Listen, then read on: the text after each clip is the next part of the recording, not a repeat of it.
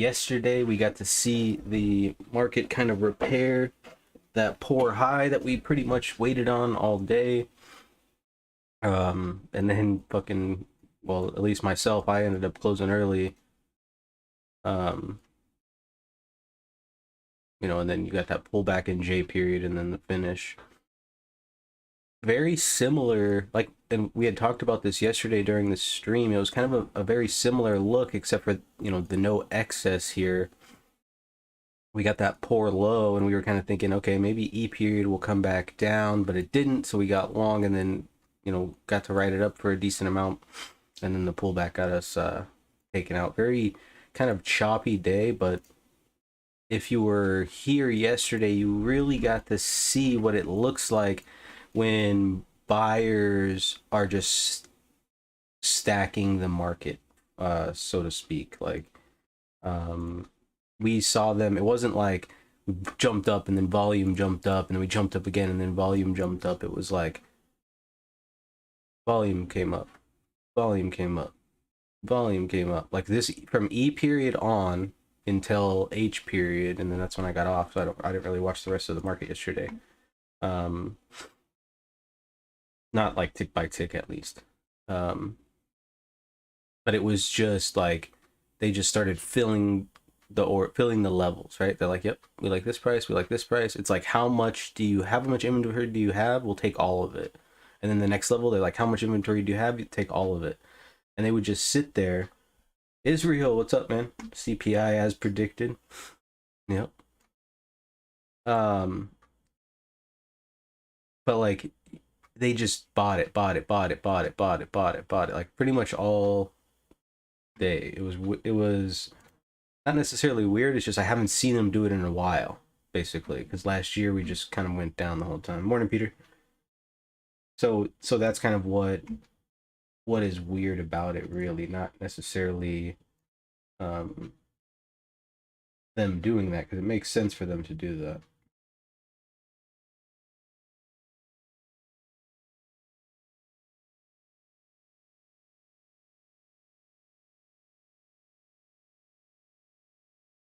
And then getting into today, or we'll do what we normally do. I just wanted to do a quick review while I was thinking about it this morning. We'll go ahead and jump on this chart.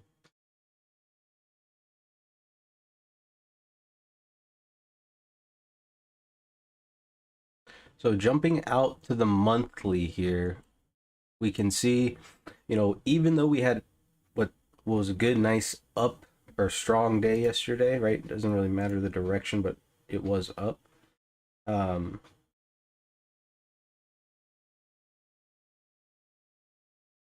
The monthly still hasn't really changed.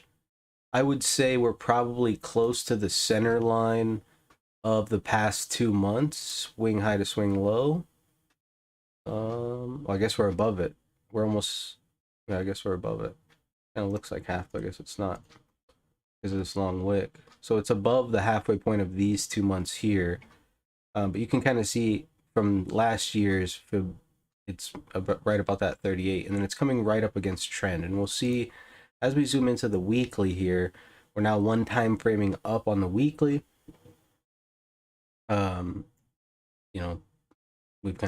We've seen how it's kind of been, but it hasn't, like, so here's kind of like the difference of feel this time, at least.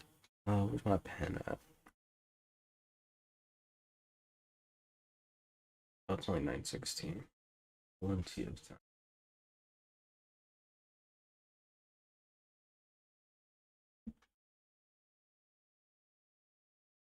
I don't know why that always goes on there. So you can see this is 2022, the start. We had this down. We had like a real strong up move, right? Which kind of felt like a short covering rally, and everyone in the whole world was like, it's a short covering rally, don't buy it. And it worked out. Then you had another pop, and then the market kind of fell off, and then slowly it looked like buyers were trying to accumulate, right? Then you got like a nice sharp move, and then the market kind of retraced. Same idea in here. You had some accumulation. Remember, this is a weekly chart. Had a sharp move. The market started to balance again. Moved to test the top, gets rejected. Another big volatile week, moves all the way up above, gets rejected.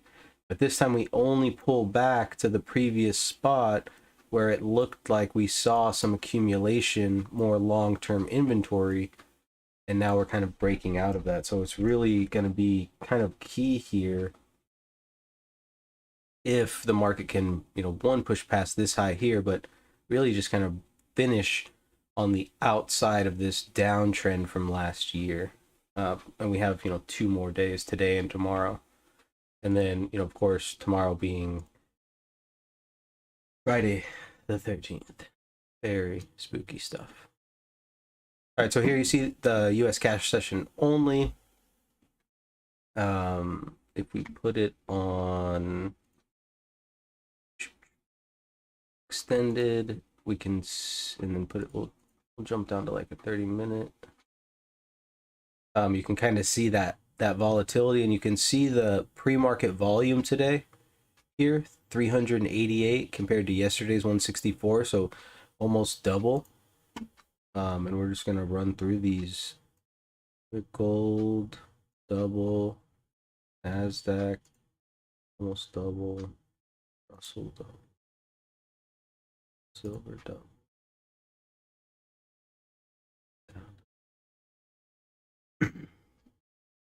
Apple's triple.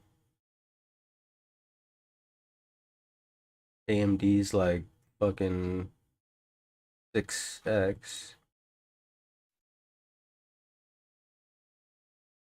So we got a lot of volume around the market today.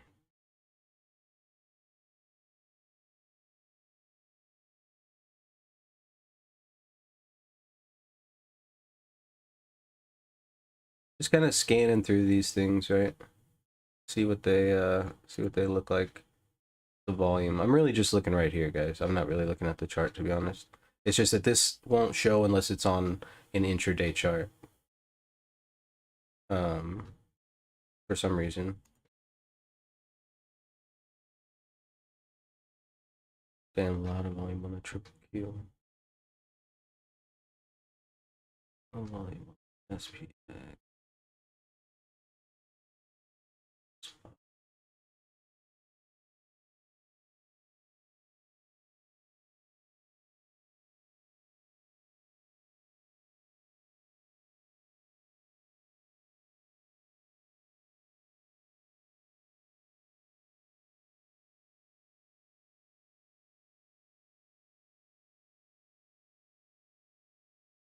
What? It won't show us the...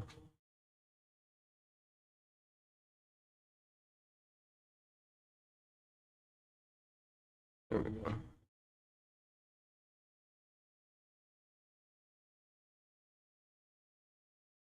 $30.80 is the put. And what does that line up with if the SPY's at 396, SPX is at 396.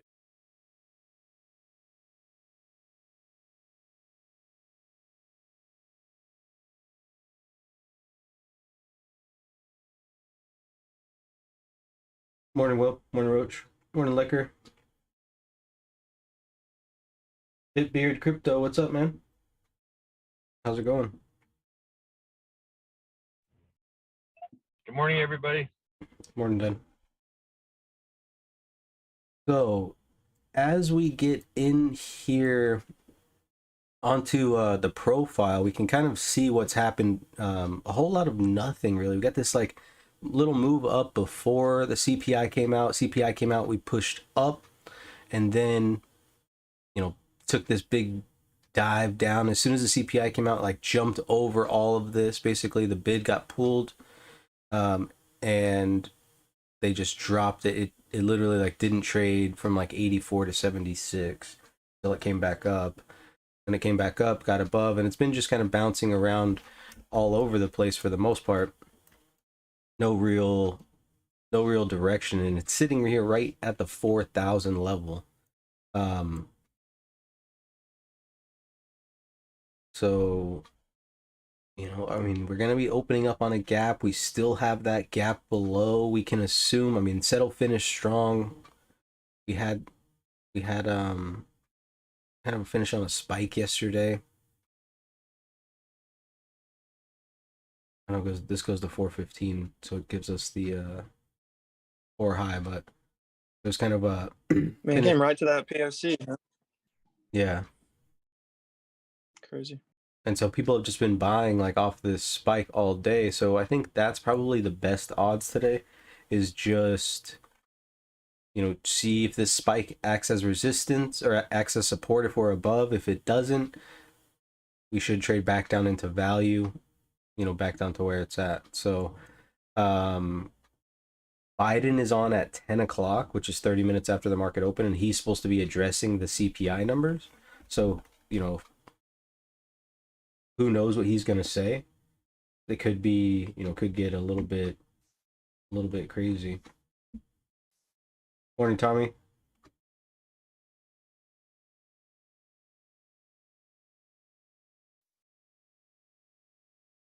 They said Apex has a tool that clears all the data in NinjaTrader, so it needs to download it again, and they recommend to do it before you start your next trading day. Yeah, I don't know. I've never done it, so I'm not sure. Morning, John. Morning, Fummery.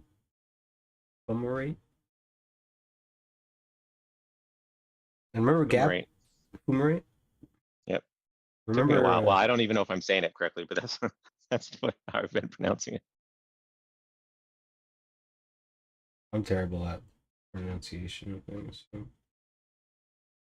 But remember, gap rules are going to be in play today as well, and we're still breaking out of balance. So there's like, as much as it seems like, man, this thing's got to come back down. It's up too high. It's like getting in front of a raging bull, and so like until it gives us confirmation that it wants to go down, like don't be in the way of it. There's spike rules also, aren't there? Spike rules are in play as well, yes. Okay, yeah. And so, but what does make sense, we've got like 5 minutes. What does make sense is if it comes down here, fixes, like repairs the gap and fixes this CME gap or whatever they call it, like to the settle, and can go up from there. But if it gets down here and just starts to hang out and really can't stay above yesterday's settle, then there's decent odds that it's going to come back down to the 73. So there's an opportunity in there if it can't hold the settle to trade down from like around 88, 87, 86 down to 73. So there's a little trade in there. And then, the next opportunity I think is if it can't close the gap, there's a trade in there. The trade's obviously going to be, back to these other weak references. And then also, if it just comes down here and kind of just holds right here, that would say that this is getting just repaired. The spike's getting repaired, an opportunity to come up. I do think today what might be a really good idea is to not trade until after Biden's done talking, let the market establish its levels, and then take the trades, because there could be a lot of back and forth or volatility with his statements, like as there always is. I share the sound. All right, you guys ready?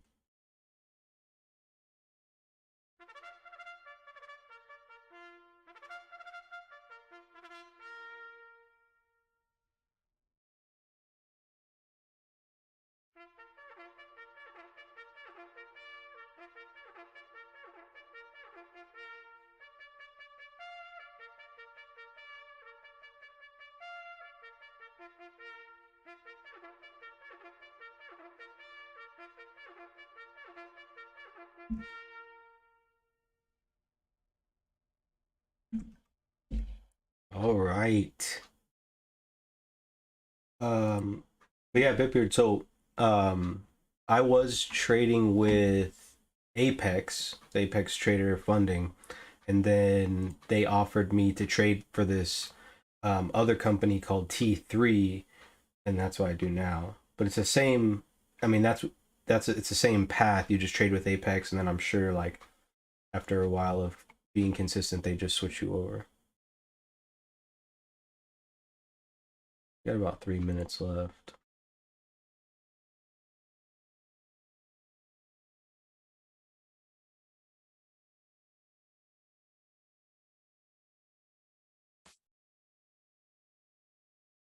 Yeah, check it out, man. And if you end up liking it, use our link. We donate all the money to try to find a cure for type 1 diabetes.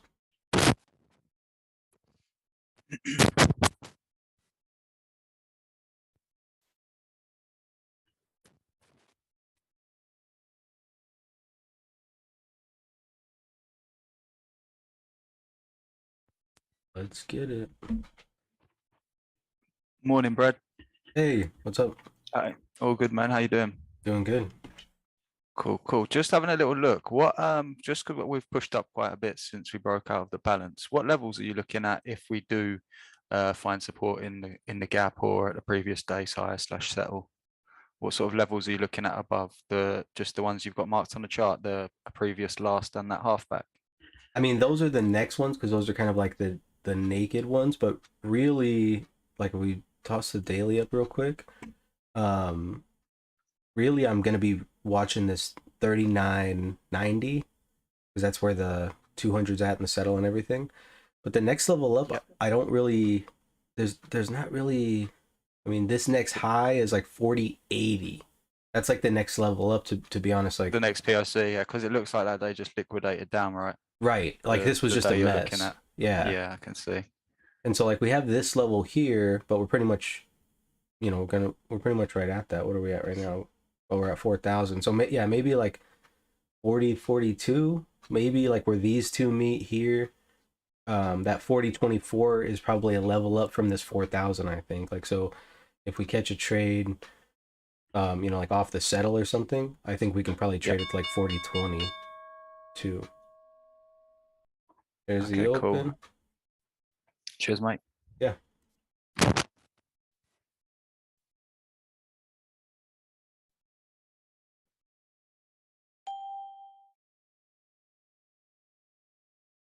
They're getting green right away here.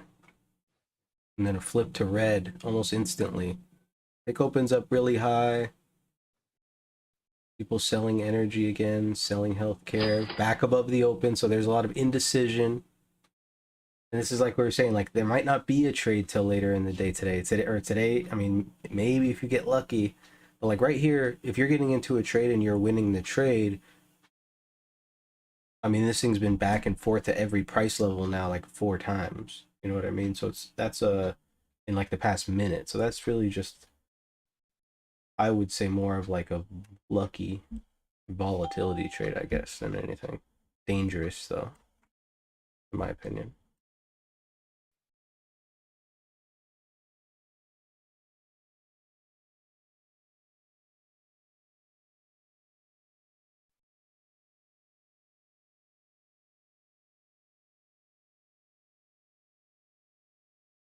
I got into a call.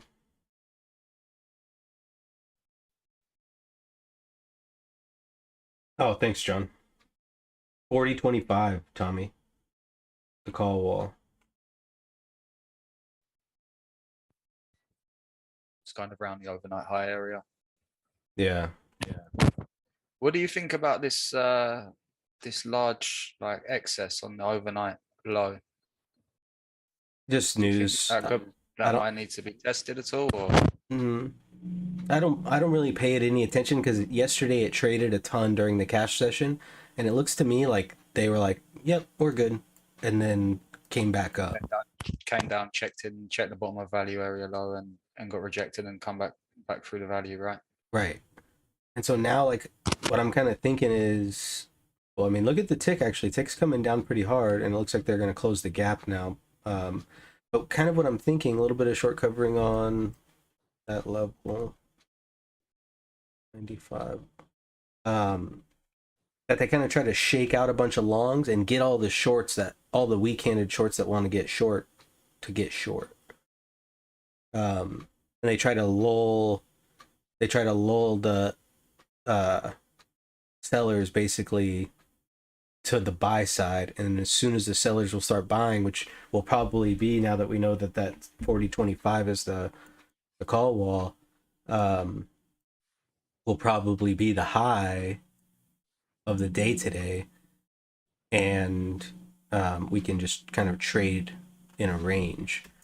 I don't think there's really any danger of like, I mean, the volatility is going to be crazy because the range was 67 points overnight, which is bigger than the range of like the past 4 days. So the range today is expected. They expected a 2% move, even though the VIX is right at 20. So it'd really be like a little bit over 1% move. But I mean, I really don't think there's any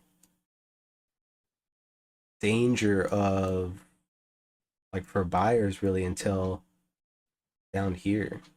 Like I think they might let it come back, and if they do, they'll be down here to buy. They've got to get all the sellers in line. And of course, this is going to depend on how earnings go as well. So now today we had the CPI, which was, a big number until next month when the next CPI, and then it'll be another big number. And then we have Biden, who's going to talk about the CPI, and he's known about it for, probably all week. So it's probably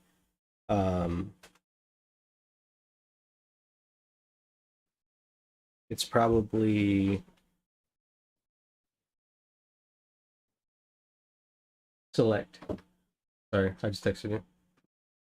It's TRICARE Select. Because it came like a little bit hotter than expected today, so like wasn't great news. He's probably gonna try to soften that blow. Like he's like, hey guys, it's not that bad because hang on, where am I? Oh yeah. Inflation. Right? It's gonna be a fucking mess. It always is.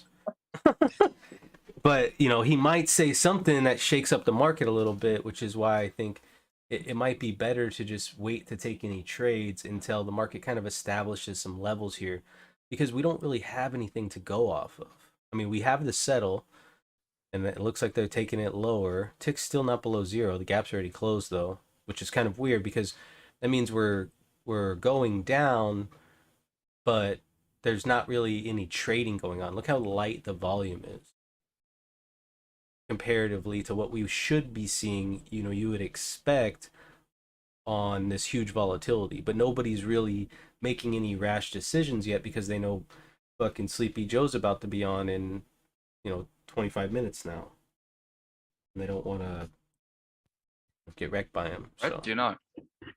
What's that? Do you know how long he's on for? I don't think anybody knows, Tommy. He doesn't I think even the know. term, I think the term is too long. Dude, I just feel bad for him. Like, it just gets worse and worse. Like, Well, and I'm here's not the even thing, watching when you- memes. I'm watching just like the TV. So it's not like I'm So getting like the worst just parts of talks. it. Yeah. I'm Yeah. just gonna say that Grandpa Haven kind of rambles. He's what? Grandpa Haven's 84. Yeah. How old is Biden? 107? He's old as fuck, that's for sure. I don't So, know. He's yeah. Oh eventually they just get to a point and you just let him go. You just say, Yeah, "All well, right, he's in a kind of position you shouldn't be in for someone that you should just let go, right? right. well, Like if you I'm need not to put a disagreeing. bell Yeah, on just them let him, so they just don't let him get crack lost. on, let him do what he needs to do. Right. Yeah. Fuck everything up. Yeah. It's not like Biden was always dumb his whole career. He always put his foot in his mouth and rambled like a moron. I'm sure old age just has hope. something to do with it, but they're Let's blaming just it hope. on.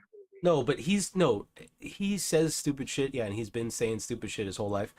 Like, and he's been saying like lurky shit his whole life. But like he's like visually confused sometimes. Like, and I'm not even like I said, I'm not watching like clips. I'm watching like the live press conference, and I'm giving like my objective opinion that he is confused. Yeah, In yeah, some he looks like he cases. got hit in the head. Yeah. I mean, some cases he's sharp, you know? Yeah, yeah. Some cases he's on it and he's like, but other cases it's like, damn. Well, everyone has good days and bad days. He just It has was, more bad days than good. it was too close to when he took that medicine. He's just, I mean, we just need to put an age limit on Congress and like political positions.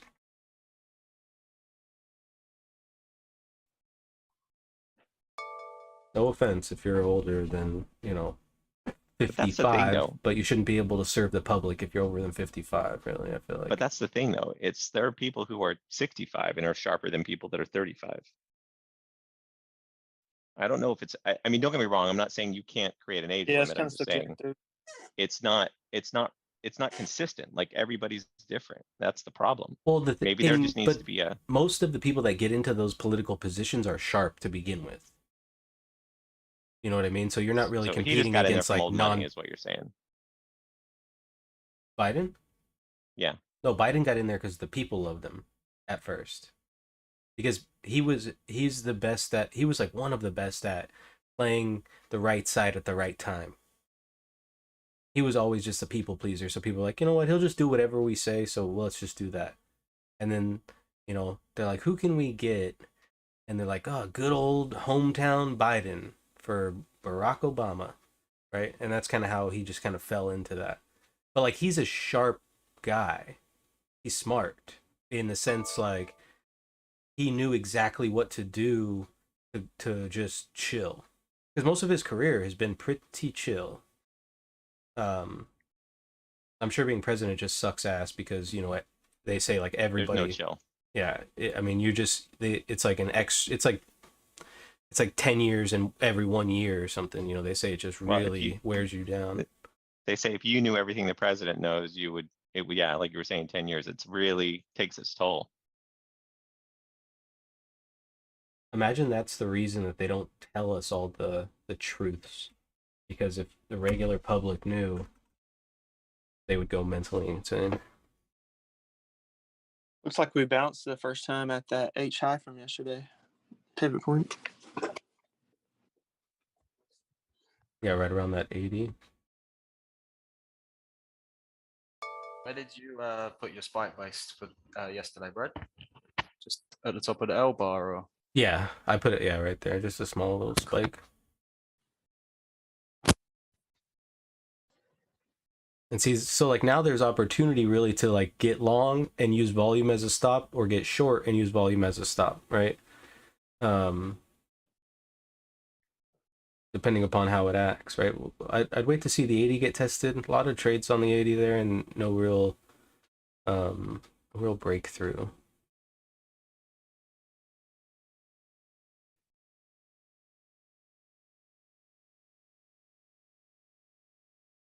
I'm gonna read this book.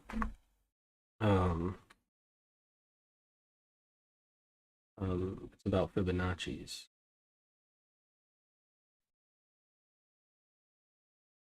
So sell volume still coming through here.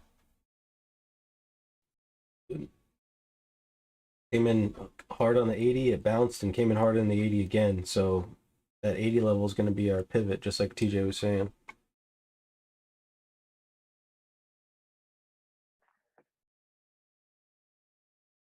So now we have at least our first land marker there. This really didn't do much. This was kind of choppy, built up some volume, but now you'll actually see some, you know, initiative is what I would call this little lump of supply here.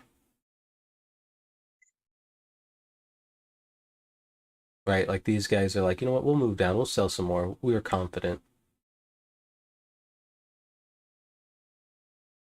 Hey, honey. Steve?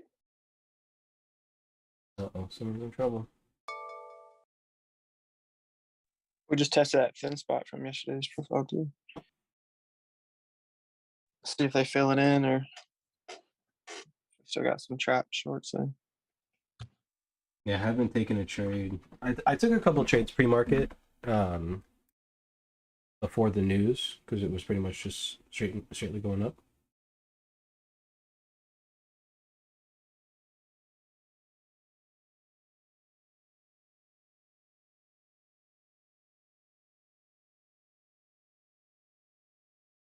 But I don't know. I'm just gonna wait. Even though, I mean, definitely missing a nice short there. You take a lot of your trades in sort of the opening period, Brad. Most times, yeah. If I Yeah, like, I noticed that, and then when yeah. I looked, because I always notice you're trading them, but for me, from looking back, that's when I've been trading the worst. So I'm just cut out trading a period now, just to kind of let some levels build and work from. That's smart. Yeah, I think that's really smart. Because it seems when I was looking back, A and B period is the period where I'll be making the most errors. So I thought if I just sit through and watch A and B period and just take in some information and then go from there. But I notice you always get in an early trade. I guess you get big moves off the A and B period a lot of the time. Yeah, and I'm pretty aggressive a lot of times too. Like when I have a bias. And I mean, I'm sure you guys know, like, a lot of times, like, when I'm talking, I have a bias. It seemed, like, as I listen back to some of the streams sometimes. You have a short bias, right? Yeah. Right now, I have no bias. No, you still have a long bias. Yeah, you're probably right. I'm like, you know what? This thing's gonna go back up. I can fucking feel it. Just waiting on the responsive line. Yeah, I'm just waiting. Go down Yeah, a that's it. thousand. It goes Like- down 1,000 points. Trust me, it's going up, boys. Yeah, you just gotta wait for it. That's it. That's all you gotta do. Someone's gonna buy it. It's just the difference of psychology between being a seller and being a buyer. Like when you sell something, when you're short something, when it's in profit, you're so inclined to just get out. But when you're a buyer, right, like a retail mentality is like, well, eventually it has to go back up. I'll hold it forever, you know? And that's kind of like, that's kind of how regular people think about shit. And so, like, that's kind of what I just wait on. Like, eventually some people are going to get scared. They're going to get out. And I'll be there waiting patiently. But that's the thing is, like, if I'm at a stage where, like, my bias isn't going to make me get into a trade. Like, I have no... hammering down, so you're not rushing. You Yeah, just know you're getting in along at some point. right. But Yeah, I mean, you know when and when not to trade your bias. exactly.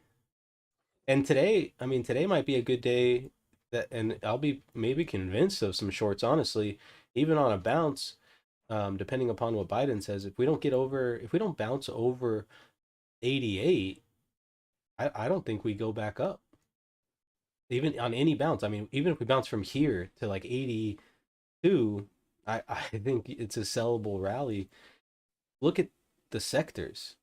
They all started green. I posted them in the Discord, and then they flipped red right away. I mean, we're not seeing a ton of breadth come here, and we're not seeing a super negative advanced decline or anything. But we're not seeing any real green. Six back at 0. So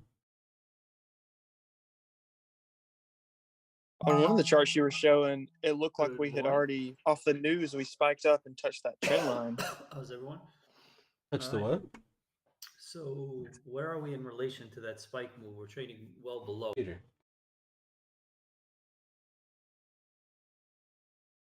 What'd you say, Tom? I was saying it looked like on, I forget if you were showing the daily or not, but off the news, it looked like where we spiked up to was like right at the trend line, like the long-term trend line or something. Oh yeah, it was. Yeah, on the daily. Yeah. Yeah, so like since we've touched that, I could see why there's probably a lot of people getting short, maybe because they're Yeah. just all expecting it to hold, that trend line to hold or whatnot. Exactly. But what's interesting is, well, I have to look it up. Well, A period's not over, so I can't really look it up. But I'd like to see if the gap from yesterday holds. I mean, that might be, yesterday's low. How we act there.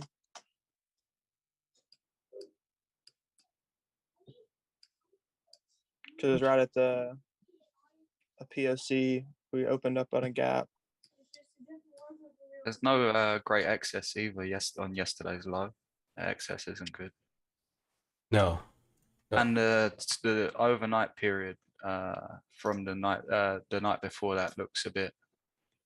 I don't know. It looks funny. The low looks a bit suspect. The overnight Yeah, period? Yeah. Oh, from yeah, it was sorry. like a big 2 days wall, ago. like somebody just holding the price right there or something. Yeah, like around At the 53. Is that what 35. you're talking about? No, I'm at 90, 35, Oh, right here. Okay. 35. Yeah. 935. Yeah. I'm watching the 53. I want to see if they break that 53 area. And then remember, we have still trapped shorts down here, all the way down 38.76. Another key thing to think about is what we talked about. Like, if this downtrend is going to continue, and just like TJ pointed out, we did tap that long-term trend line.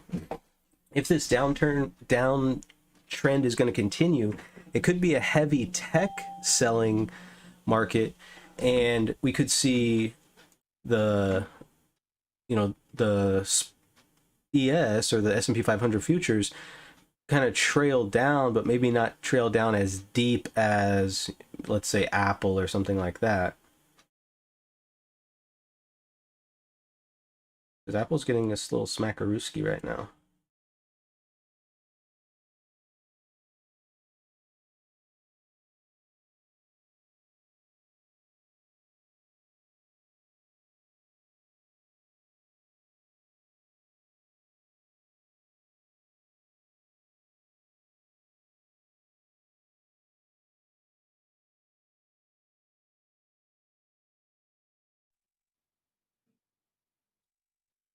Damn, Tesla got smacked hard. Jesus. Financials got smacked hard. Where's Amazon? Well, Amazon's getting a little smackarooski too. I ain't trying to that.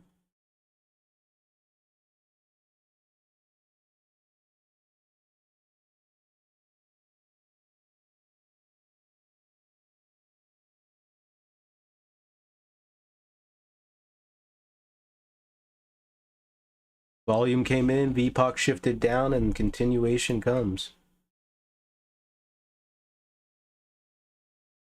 So we repair the VPOC down here, because there would have been a VPOC down here, virgin point of control.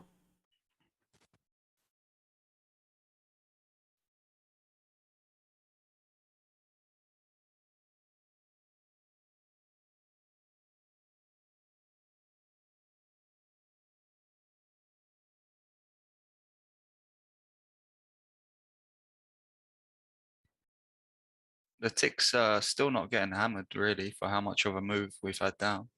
Yeah, that's it's got me just sitting on the sideline. You think we'd be hitting like an 800 or 1,000 with kind of like a 45-point move down? I guess we opened up pretty high though on the tick. I mean, we're already at a 44-point range, which is bigger than yesterday's range just in A period here. So it's kind of like, why isn't the tick down here at 1,000? What's causing this huge range if there's not a bunch of selling? So it may just be like, no buying. Nobody's buying. It's like a buying strike. Yeah, I was gonna say I think it's no buying because based on the way the profiles look and the way they acted, we went up off short covering, and we know we have the trap shorts below us in several different areas.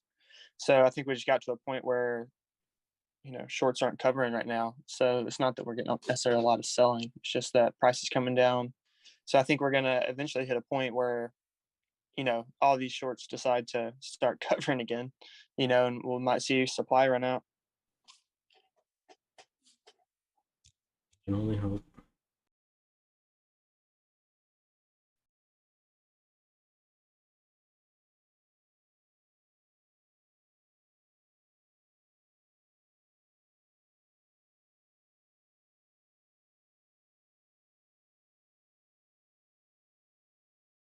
You like shorting more for some reason? I think everybody does because it pays faster. Hey, and Tommy, I forgot to say, dude, that is so cool that you've identified what periods that you don't trade well in, and then you just don't trade them. You know, that's a key thing. Or you know, as you go forward, if you are going to trade them, it has to be really light, and you've got to, you know, have a different style or mentality that you go into it with. Yeah, so I say if I normally trade 3 MES, I'd just trade like one, for example, if I see an opportunity which I want to take. Yeah, But still, I am trying to sit on, sit on my hands more because, like you said, the more errors and stuff you can remove, then you just get left with the good stuff that works for you. right. All And there's about nothing journaling. wrong with like focusing on one strategy or one trade that works for you, Yeah. mastering it, and then, you know, developing a new strategy. And with that, Yeah. and remember, when you develop a new strategy too, you don't necessarily have to develop that new strategy with your real money. That's what the sim is for when you're developing a new strategy. So you use the sim for that, and then So like eventually, build some stuff that works for you. So you've got your bread and butter, and then if you want to add to it, you can practice on the sim, and then eventually add that in. right, Got you. Thank you. build the confidence up in that other way to trade. In the setup, yeah. Yeah. And I mean, honestly, the thing that I would master first, probably, or try to master first, is balance, which seems to be the hardest for most people. Because most people just want to buy or they just want to sell. But you can really make a lot of money if you're able to master balance by buying the lows and selling the highs on a balanced day. Fading back to the mean. Yeah, Right. I've got that. That's actually the day I do the best on. I just wait until we get like a sensation of one time frame and in one direction, and then I count that as most of the time as the balance starting, and then if we do get a pull down to the lows, I'll buy it up, and there's my best days, to be honest, the balance days. Mine too. I love So I'm balance. just trying to write basically, so I've got like day type written down, and then rules within the day type, and then trades that work best within, you know, with what rules and what day type. That's how I've been doing it at the moment, and then kind of crossing things off that don't work so well for me, and then narrowing it down to just, like I said, what's going to work the best. And just by looking, it was A and B period was one of the things I've cut out, and it's helped a lot because it lets me just feel more relaxed once I start trading, because I've kind of watched a bit of madness happen on the screen already, so it settles me down. Right. Yeah, that's good.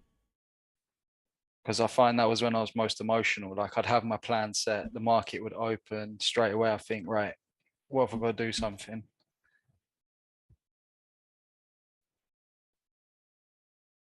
New big trade.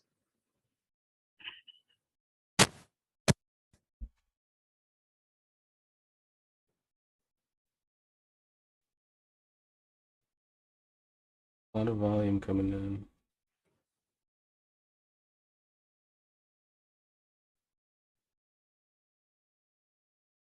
Where can we find Biden Live?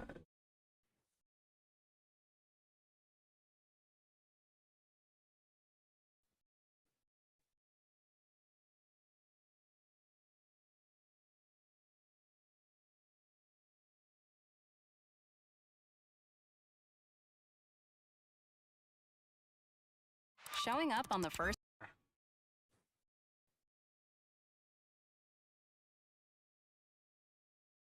Yeah, the VIX did get beat down. The VIX actually climbed under 20 a little bit.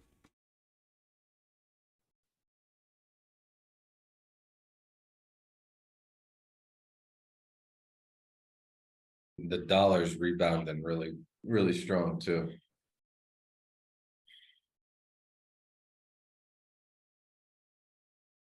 Yeah, I'll it go is, might start too. getting retraced to the 50 at some point. Yeah. First signs of some supply running out. We got Yeah. bearish stuff too.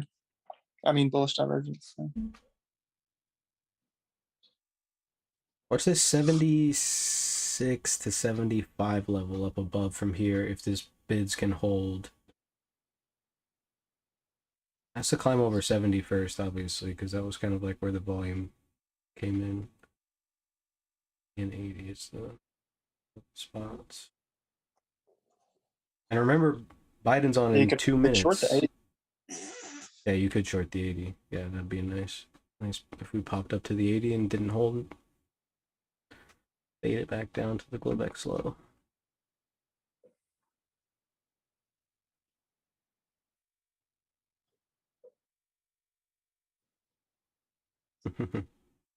The stock market loves Biden, bro. I'm telling you.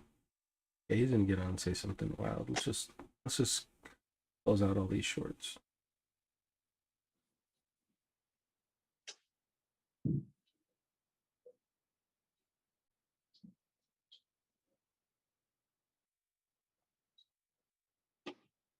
It's all short cover.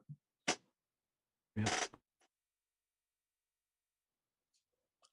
Yeah, I can see it running out on the 1 minute. We made 3 lower lows and 3 higher highs on the RSI. There's a buyer maybe getting stuck right here at the 72. Watch the 72 level.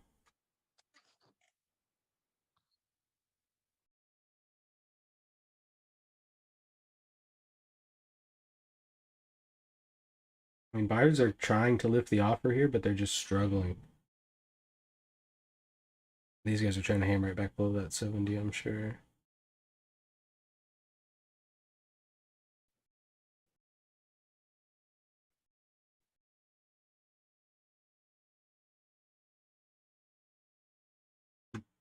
It's nice.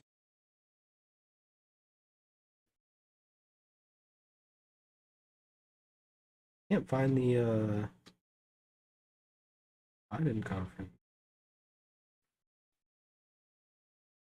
Shorts cover again right there. Hey, Brad, are you gonna put Biden on are you gonna put Biden on your thing? I can. No, I just was wondering if you were. I guess it doesn't really make a difference. Nobody. Kind of hard to watch. So I'll just like watch Twitter to see if he says anything of If you put it on, relevance. you might hear Brad just start snoring in the background. Yeah. The whole group just starts falling asleep. Fuck. God damn it. Oh, there goes that.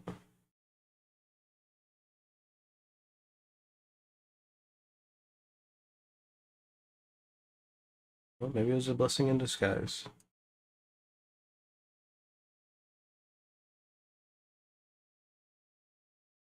Oh no, it wasn't. Motherfucker.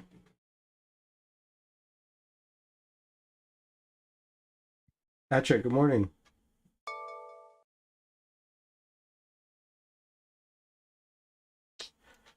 I got in at 67.5, and then I was trying to move my take profit up. I had it on 76, and as I was trying, I got taken by the trade. And now I'm too much of a bitch to get back into a long, so I'm just gonna watch this thing go back up. Maybe the 80 will hold and we'll catch a fade off the 80. Look at the nicey breath just flipped back to green though. And that VWAP's just up at 87, 7 points higher. We said if they can't get above 88, then we know that the market can't go up. So that's our opportunity for the VWAP play if we get a little bit closer.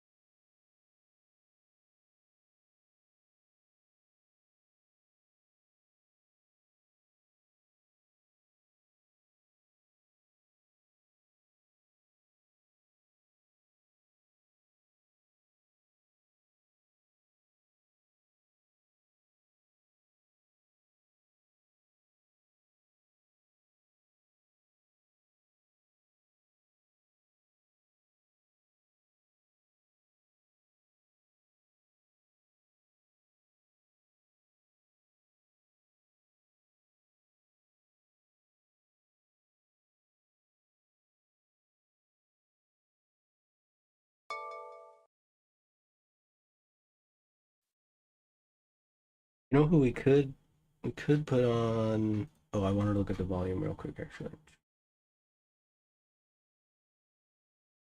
So 12% more volume in that A period. So that A period really didn't kick up volume until it got down here, right? I can't believe I closed that phone. Hello, do you Count. know what time the CPI and all that stuff is at? Brandon, yes, CPI was this morning at 8:30 Eastern time. And right now, Biden's coming on at some point. I'm not seeing any like, you know, news hit the scene or anything, but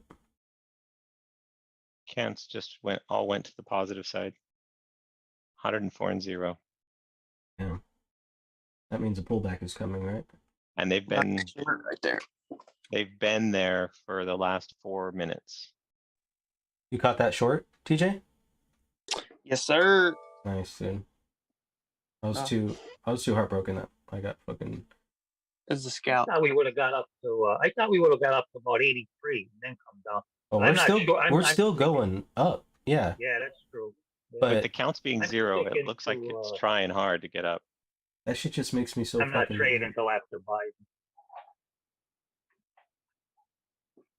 You know, I told myself before today that I wasn't gonna trade until after Biden. Turns out I'm a liar. Yeah, I'm not going to do nothing till after him, but he's usually late anyway. He's probably going to start that. He's usually pretty late, isn't Well, I gotta give him his fucking Geritol and fucking spin him around a couple Yeah. times. it? Smelling salt. Give that Cold fucker a shower. cold shower. Change his batteries. Like Oh. he's got the prep work for him. He needs a team of motherfuckers.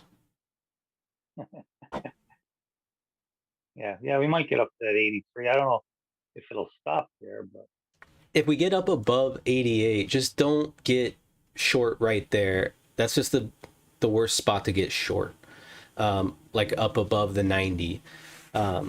If we can't get above that settle, I think there's opportunities to get short and really just manage some risk right above the 90.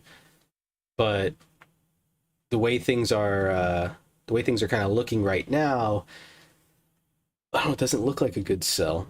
You know how Tommy pointed out yesterday, like the tick's not, or earlier today, like the tick didn't get really beat down at all. And remember, sometimes it's not how high or low the tick goes. Sometimes it's how high or low it doesn't go. So if everything's saying it should be selling and it's not going down, there's your sign of weakness right there. And so we were kind of Johnny on the ball right there. And too bad the fucking goddamn trading platform screwed us.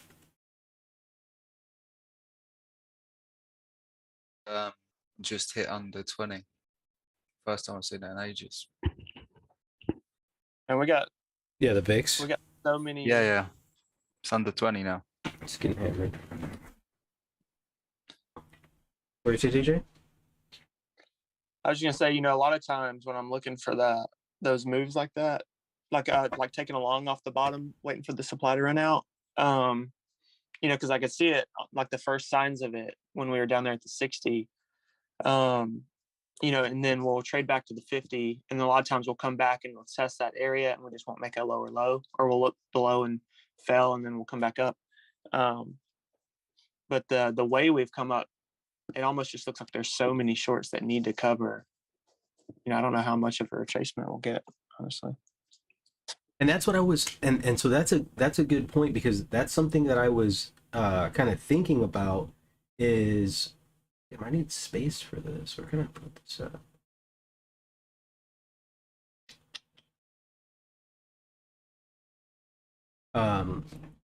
What I was kind of thinking is like maybe this buying is institutional buying, but it's short covering. So like if we go over to the daily real quick. Dude, I do not know why this thing is being so fucking slow, but it is trying to be mental.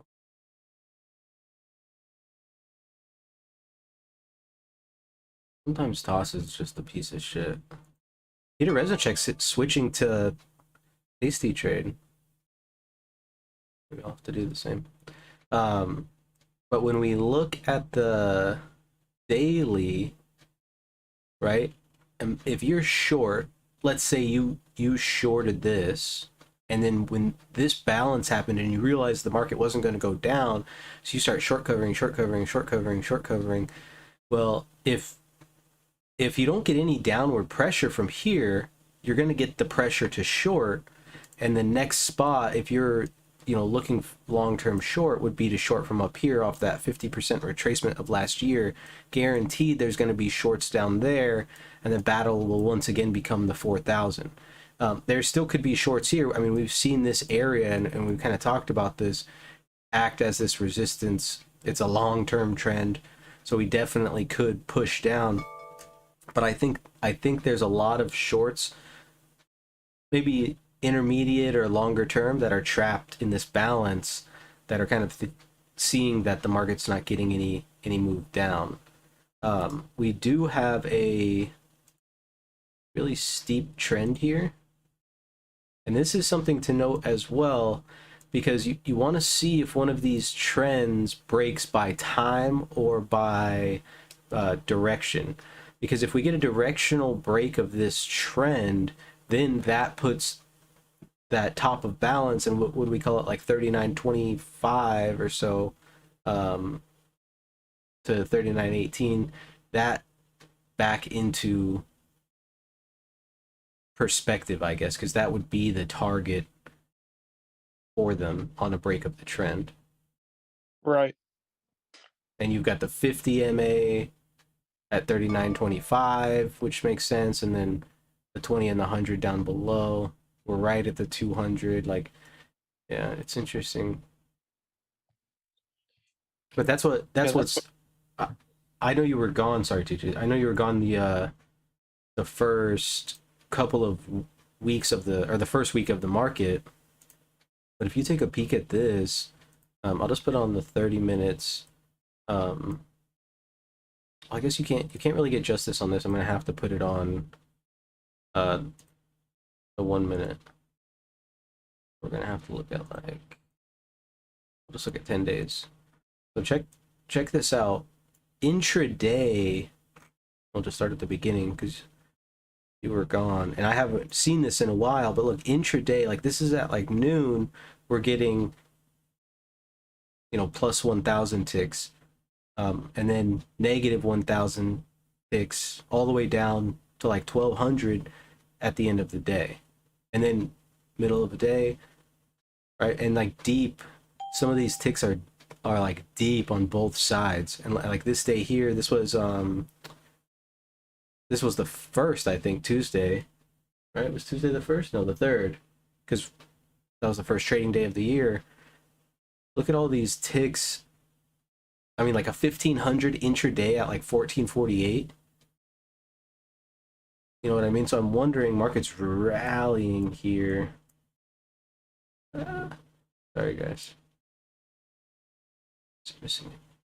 But anyways, TJ, like, I mean, it was just kind of insane how much the tick rallied.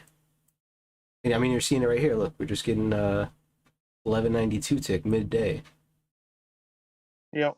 It makes it, and we've seen a lot of days where, not necessarily the whole day, but for the most part, we've just spent the entire day above the zero line since the new year started. And so that kind of makes me think, well, is it institutional money shorting, or like short covering, or are we seeing like actual big money buying? I mean, look at the fucking tick right now. It's pinned above 1,000. If you're shorting this, you're a fucking psychopath. Yeah, there's definitely no supply right now. Which is what I was waiting on. I wish I would have caught the long at the bottom. I just wanted to wait till the retest thing. But actually, I think there's just too many people short. No chance at a retest today. I got back in.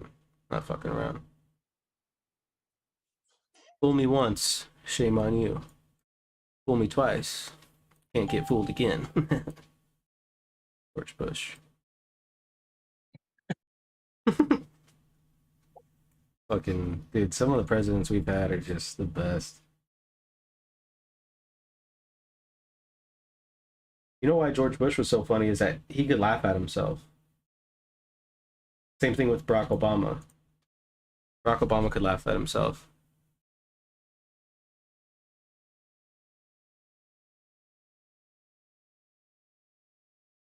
Joe Biden laughed himself, but he doesn't know what he's laughing at. And Trump's was too fucking sensitive to laugh at himself. Couldn't make a joke about Trump, he'd get all butthurt.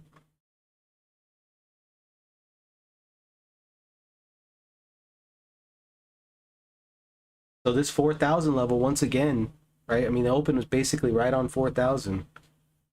But now we're back above yesterday's range, so we're building value higher here. We tested back into yesterday's value. We almost couldn't even get to the value area low, and then we started to bounce. I'm glad I was able to get back in, but damn, that would have been a nice one from the low.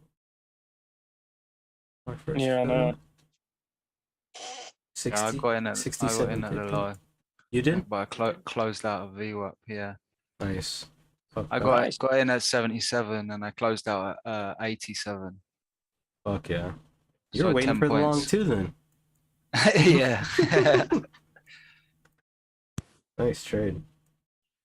But then it's like I took out and then you just see it go. Probably what's that, another 10 now? Yeah, another 10 I could have held it for, so I could have doubled my trade. But I'm happy with that anyway.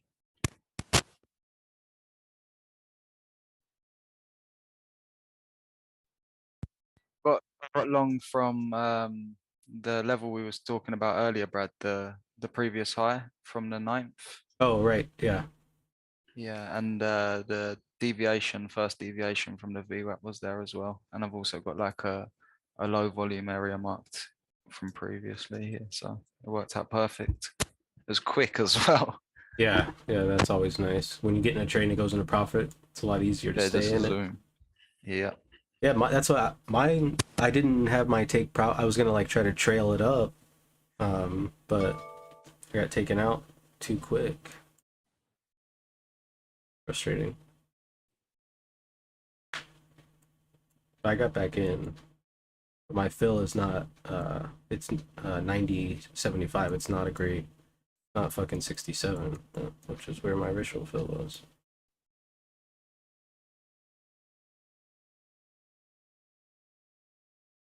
Movie got the best of me.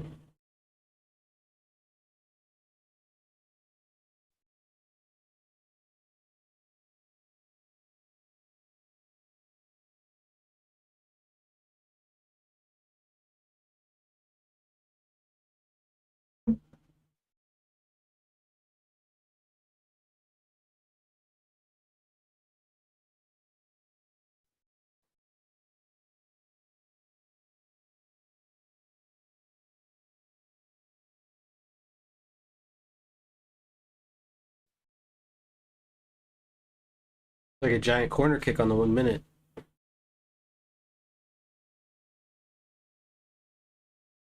Yeah. Yeah, you can see the 1 minute candles down there running out of steam. I tried 3 times to push the low, and RSI was just going the opposite way.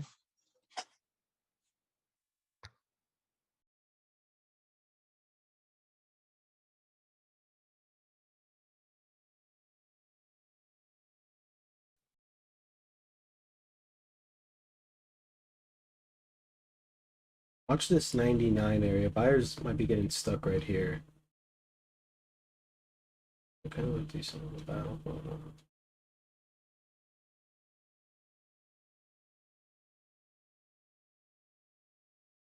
Nice. AMD's jumped up.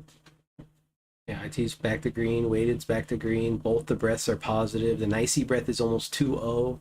Look at the NICE advanced decline. It's at 1,000. If we start to see that thing get pinned like 1,500 and above, that's when you know, close your eyes and buy.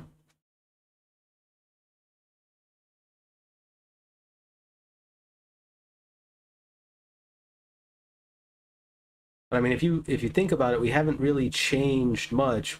B period is still inside of A period.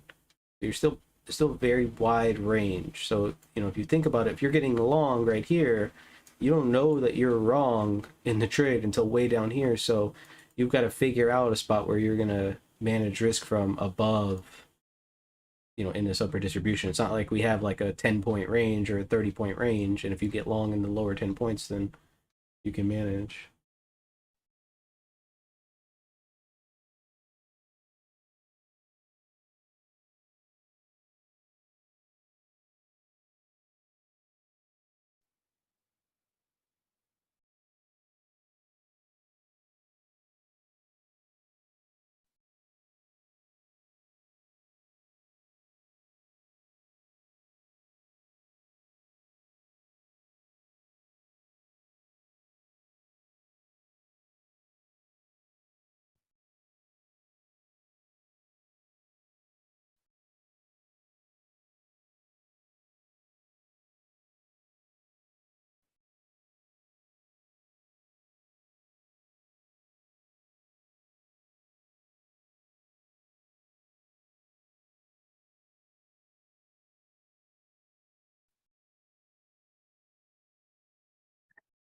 January, that's next Friday. Yeah.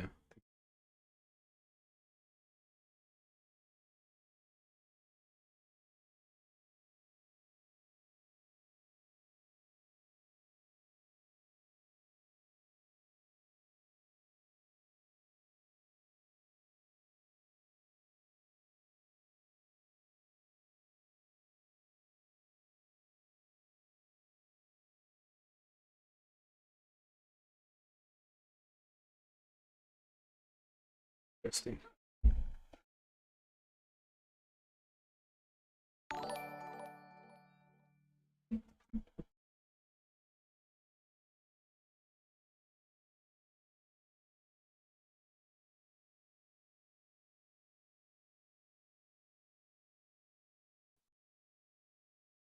The market really just trying to kind of find its legs here at the 4,000 for high developing 19 contracts. Tick.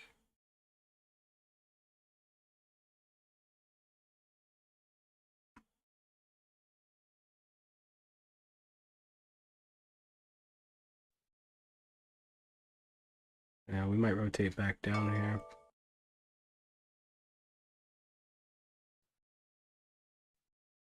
Yeah, it looks like the 98 half, 98 is the level the sellers want to get it below. If they can't get it.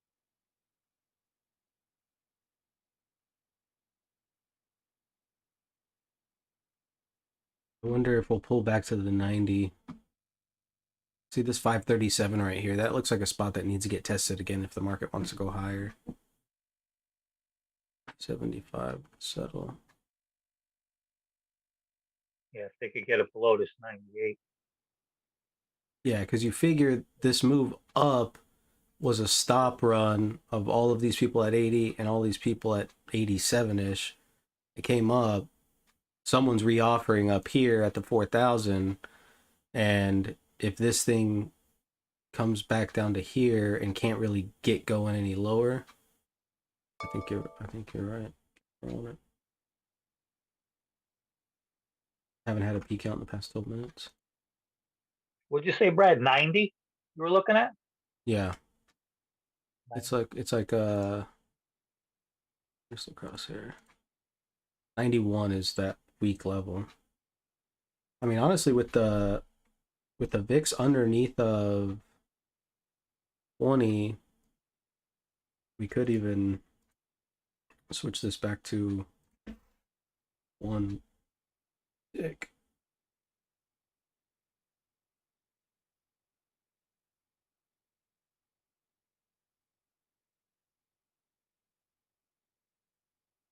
The fuck just happened?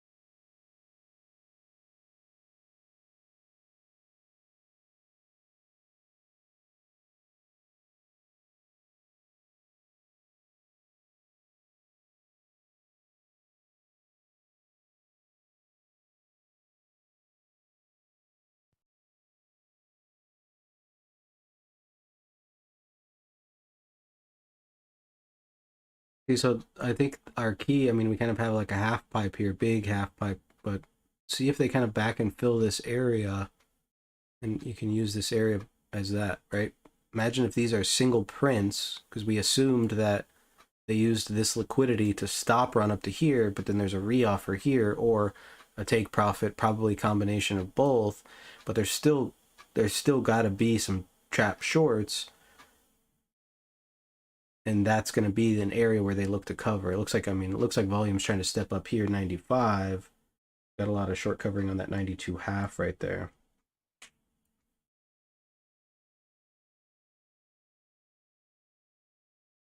Yeah, we got weak spots all the way down to what, 75 or something.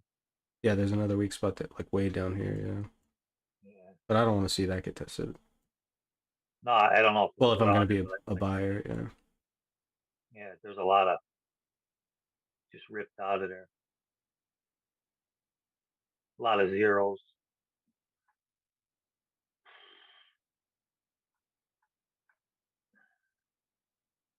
Biden's not speaking still? He is, but I Or you don't think don't know? he's saying anything. Oh, okay. I couldn't find it.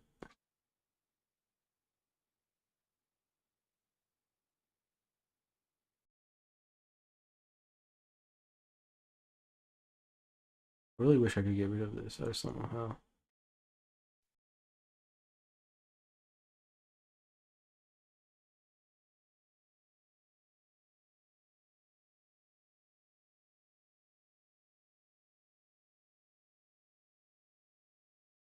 Dollar's coming back off of it. 10 years coming down. Nasdaq looks pretty good. That looks good. This looks good.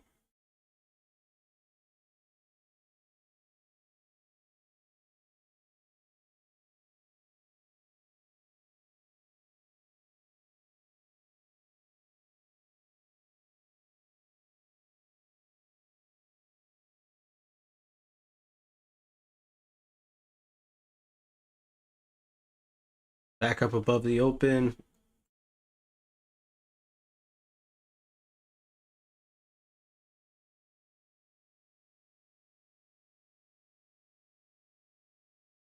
Remember the 200 is down at 93, so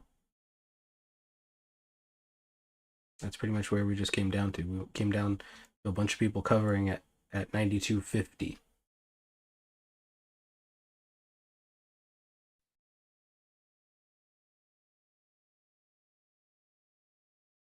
They trapped a bunch of other people back above the open right there.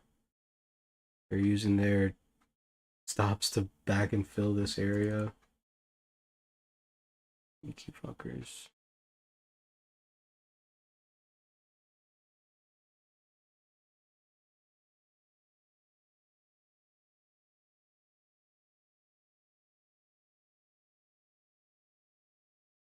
Minutes to move bar.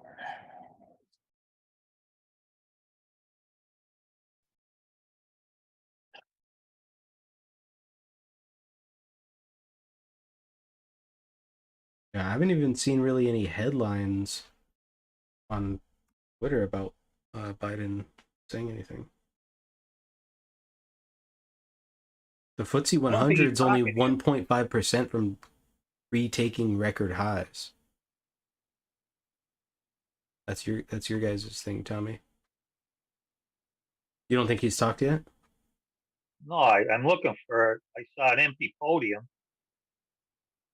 on YouTube. They got an empty podium. That's it.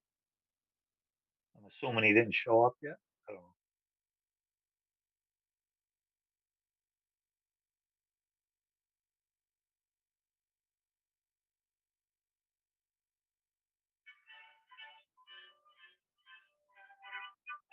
Ladies and gentlemen, distinguished guests, the recipients of the 2023 Presidential Citizens Medal.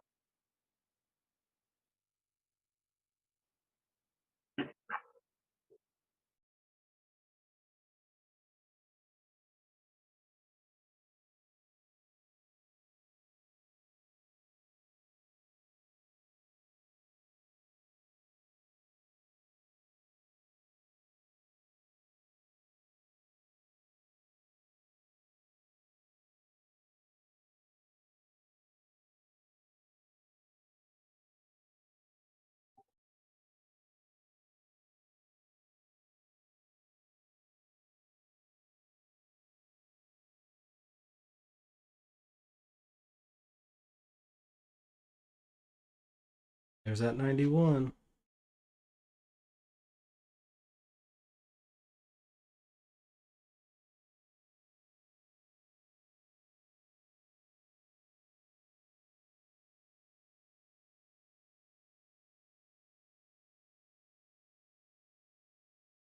Are you thinking 91 to the downside or 91 back to the upside? I went long. Yeah, I went long off the Okay. 91. That's what I was gonna ask. Well, I got filled at 90. Where is this? 91.75. Okay.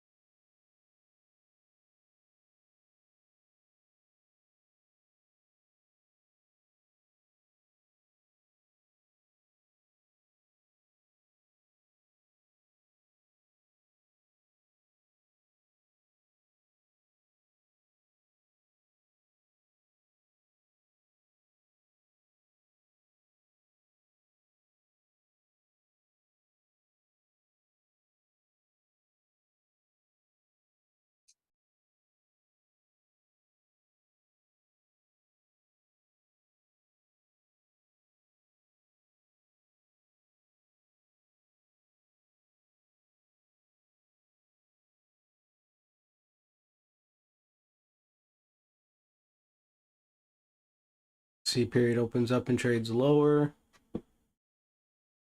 The tick's starting to get kind of sloppy here, and everything's starting to roll over. Tech flipped red. Don't want to sit in there.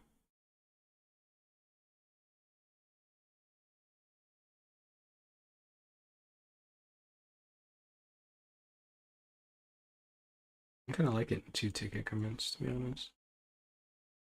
Yeah, I know. I'm so used to the 2-tick. I hate looking at it on one. Especially on a fucking gigantic range like this.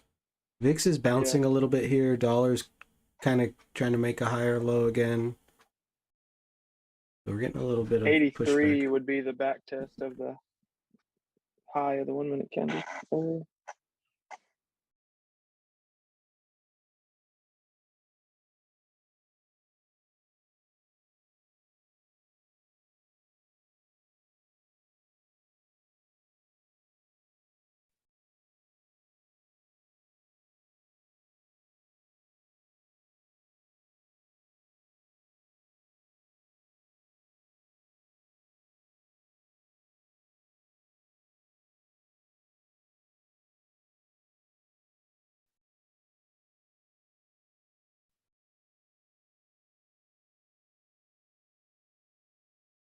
Yeah, that was a good response. Yeah. AMD looked like it popped off yesterday's POC. Well, roughly yesterday's POC. See if they can get it above 96. That's kind of where it died out last time. I guess it was like 94, 96.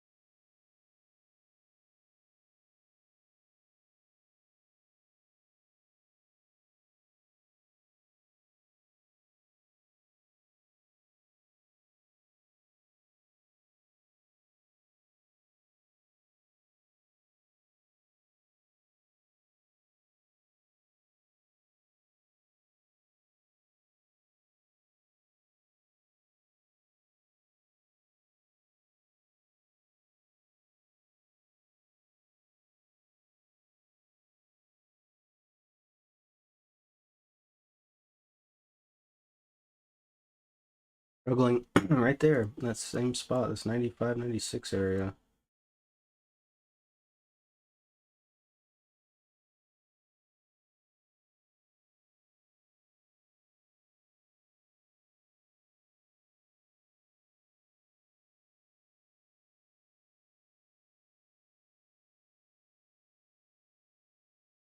I think we got to clean that level from the people that probably jumped on the long side a little late when it started holding right there. Got a little upward pressure till that spot gets cleaned.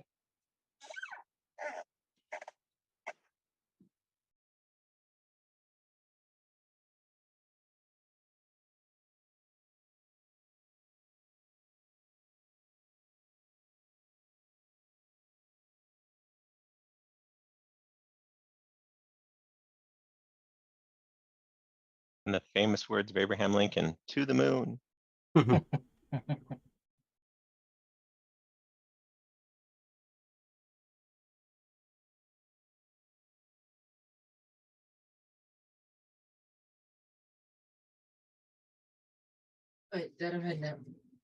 a good evening.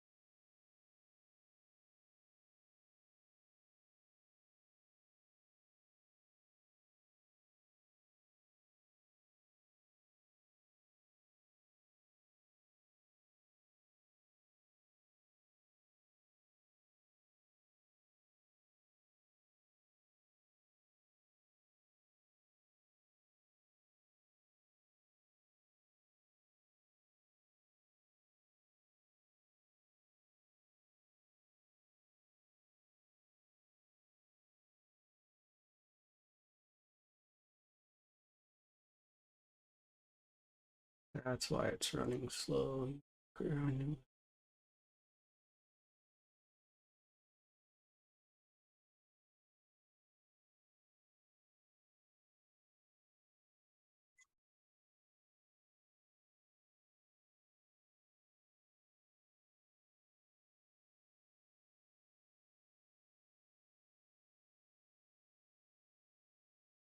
I'll take that. Fuck yeah.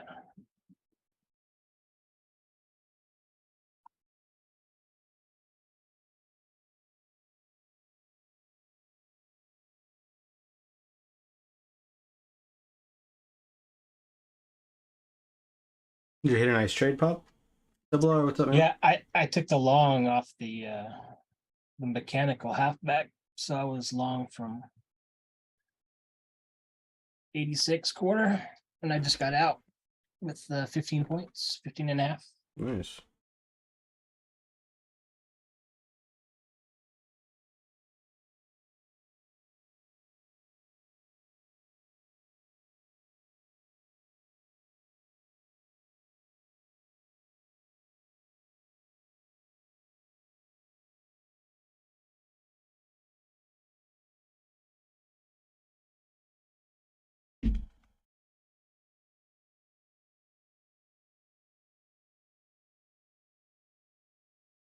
Look at that 1 minute chart. How hard they're trying this level. How many times? Oh yeah. Well, this is that 38% fucking Fibonacci magic level from the last year's swing high to swing low. Yeah, we get over it here. If we get over it, when we come back to it, see how that reaction is. We might be able to. I'm kind of weary of the breakout right here just because of the way some of the stuff looks, but the retest would tell me. Yeah, we'll probably see maybe up to like 13, 12 area on a breakout, I think. And then from there, like, I mean, you see volume just kind of died off above 18, so it'll be interesting to see if they can actually get back up there, or if they just die off lower. And that can be kind of our sign to fade back in if they die off lower. Tick not really, you know, getting 13.79 and we're at the high, so not really so aggressive here. Yeah, I'm forecasting potential bearish divergence right there, so that's why I didn't want to do any breakout trade. It looks like it just looked above and failed. Yep. Short entry. Yeah, that would have been a good one. It's crazy how quickly it's just falling apart.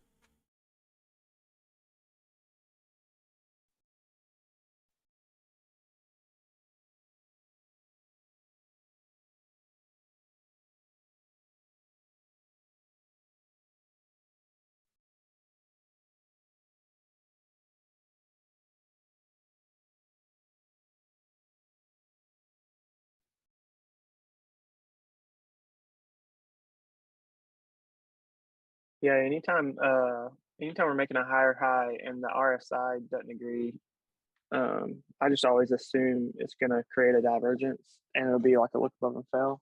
And a lot of times it just keeps me out of like long in the top or short in the bottom and getting stuck.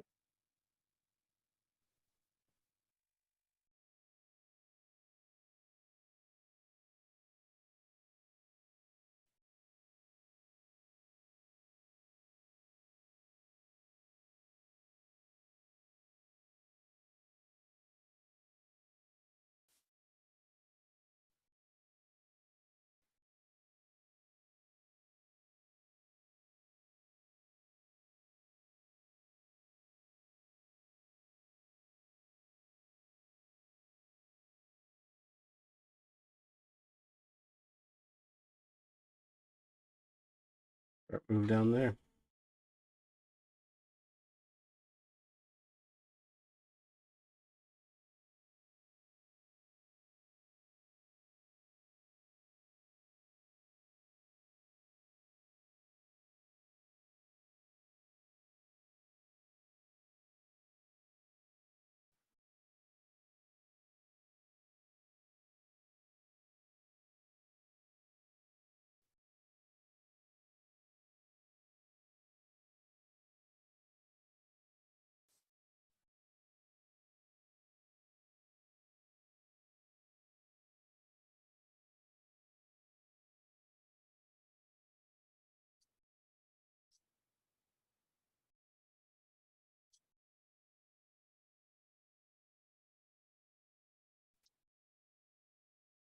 Well, a lot of volume coming in this upper range here.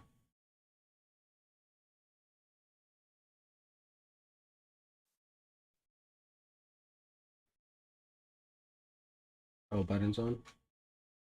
See if we can find him.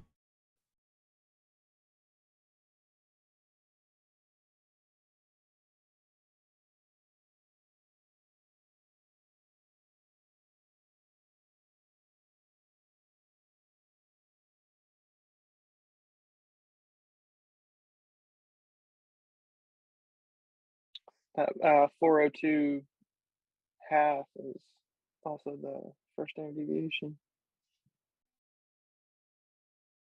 Inflation is high. Let's listen for this for a little bit. See what he says. Down in America month after month, giving families some real breathing room. And the big reason is falling gas prices. My administration took action to get oil onto the market and bring down prices. Now gas is down more than $1.70 from its peak. And that adds up to a typical family with 2 vehicles to a savings of $180 a month, every single month, that stays in their pockets instead of being spent at the pump. Food inflation is slowing as well. Last month, we saw the smallest increase in food prices in almost 2 years. And much of that increase was due to the avian flu outbreak, which has driven up the egg prices around in the United States. It's not just gas and food prices, though. When we look at what economists call core inflation, which takes out energy and food, we see welcome news as well. Core inflation is down to the lowest level in a year. Over the past 3 months, core inflation has come down to 3% on an annualized basis.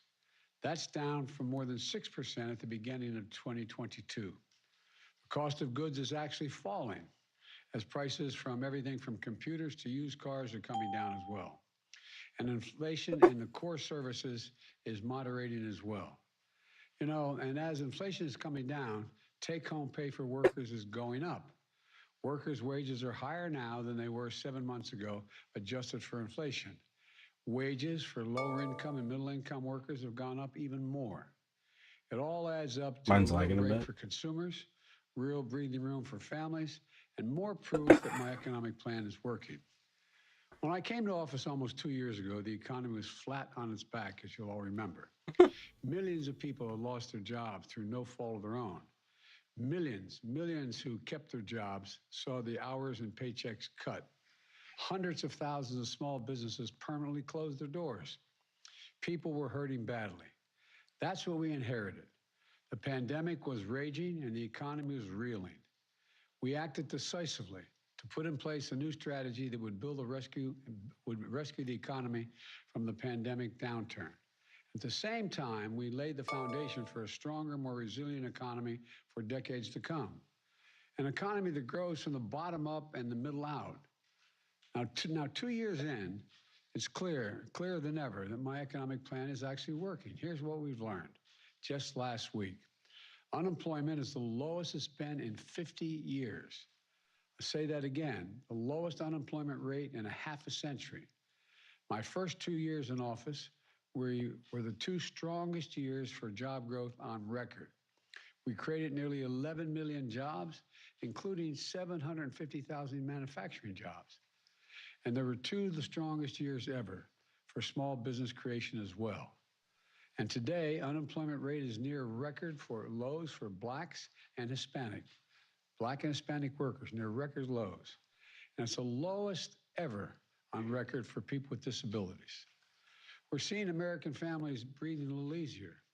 More Americans have health insurance than they did ever in our history. Fewer families are facing foreclosures today than before the pandemic. And we still have more work to do, though. But we're clearly moving in the right direction. And there's more breathing room in store for American workers and families. Starting last week, as of January 1, a month's supply of insulin is now capped at $35 for seniors on Medicare. Some are paying hundreds of dollars every month for their insulin, but not anymore. Starting last week, if Big Pharma raises prices faster than inflation, they're going to face big penalties.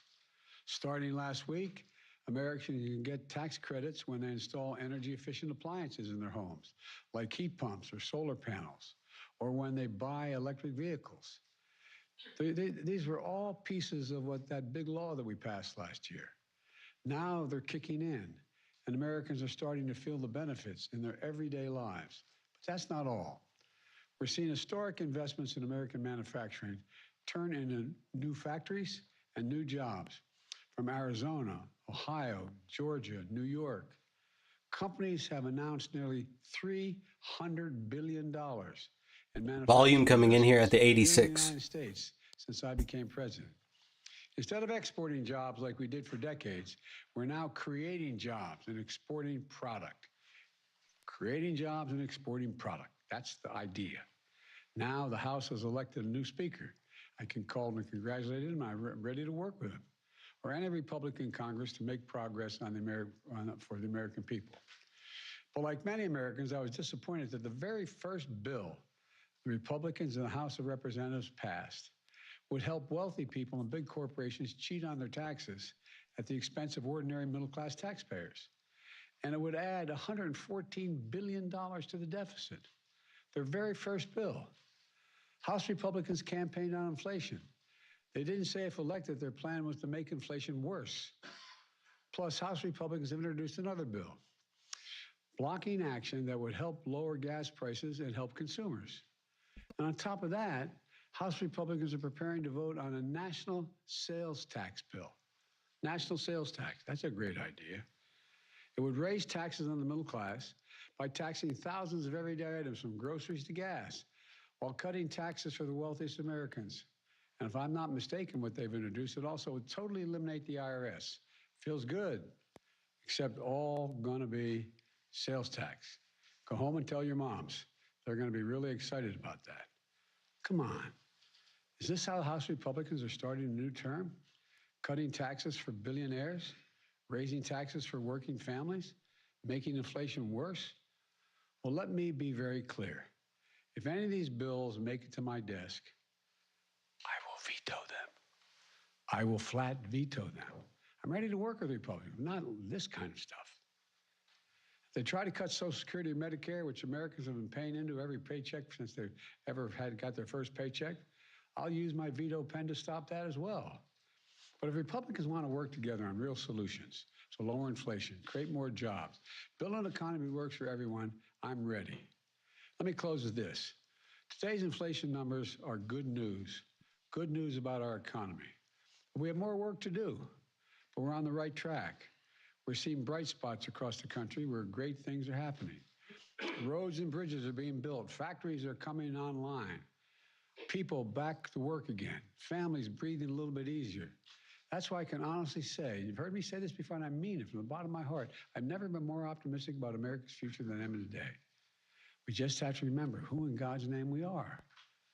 You've heard me say it many times. This is the United States of America. There's nothing beyond our capacity if we work together.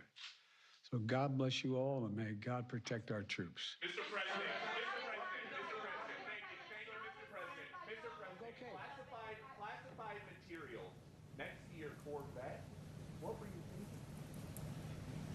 Let me, I'm going to get a chance to speak on all this, God willing, soon. But as I said earlier this week, people, and by the way, my Corvette's in a locked garage, okay? So it's not like you're sitting out in the street. So But at any rate, was in a locked garage. yes, as well as my Corvette.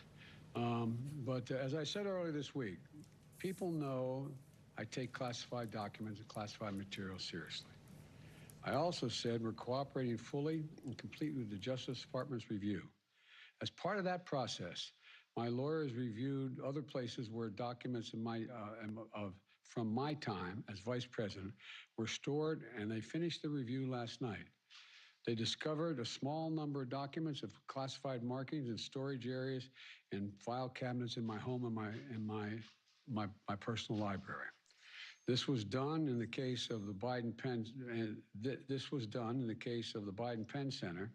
The Department of Justice was immediately, as was done, the Department of Justice was immediately notified, and the Come on, lawyers man. arranged for the Department of Justice to take possession of the document. So we're going to see all this unfold. I'm confident. Thank you very much. Thank you. Good to see you. How's the first lady? She's been slowing down, climbing 6.5% year over year, but then taking questions about the documents that have been found over the past few months. Let's take a listen in here. What they thought might be cancerous, and they'd have to then go back and test it and see what it was. But she's doing really well. She's up. We had breakfast this morning. She's recovering, and she's gonna be sore for a while because of the work they did on her eyes, and that's where one of these were.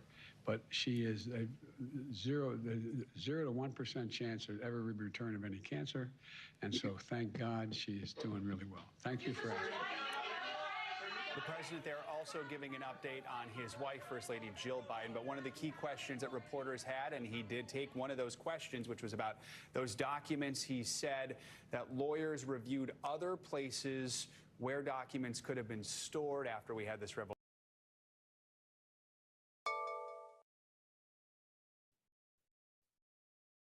He didn't even speak to the upside. She can't see. He gets better looking. I'm just saying.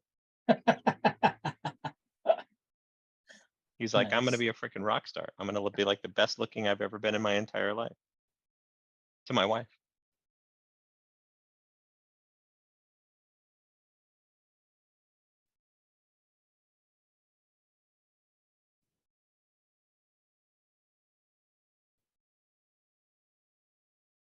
Biden's done talking now.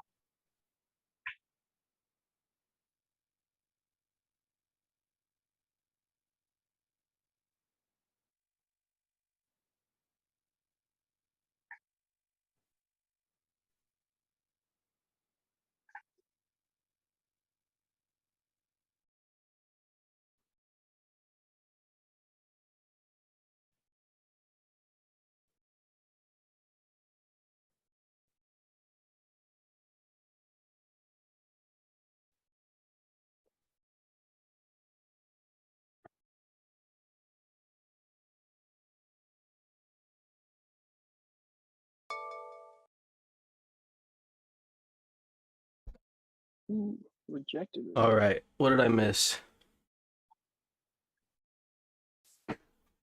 I was on the phone the whole time and didn't get to listen to any of that. You said close your eyes and buy. Sorry, I couldn't resist. Uh, He talked about vetoing good ideas.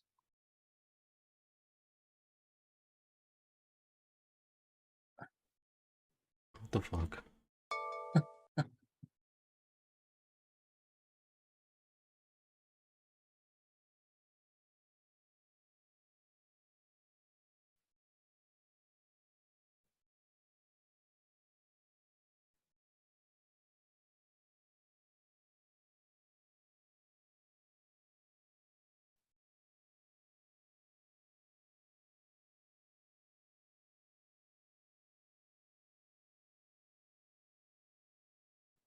There's the reaction off the VWAP right there.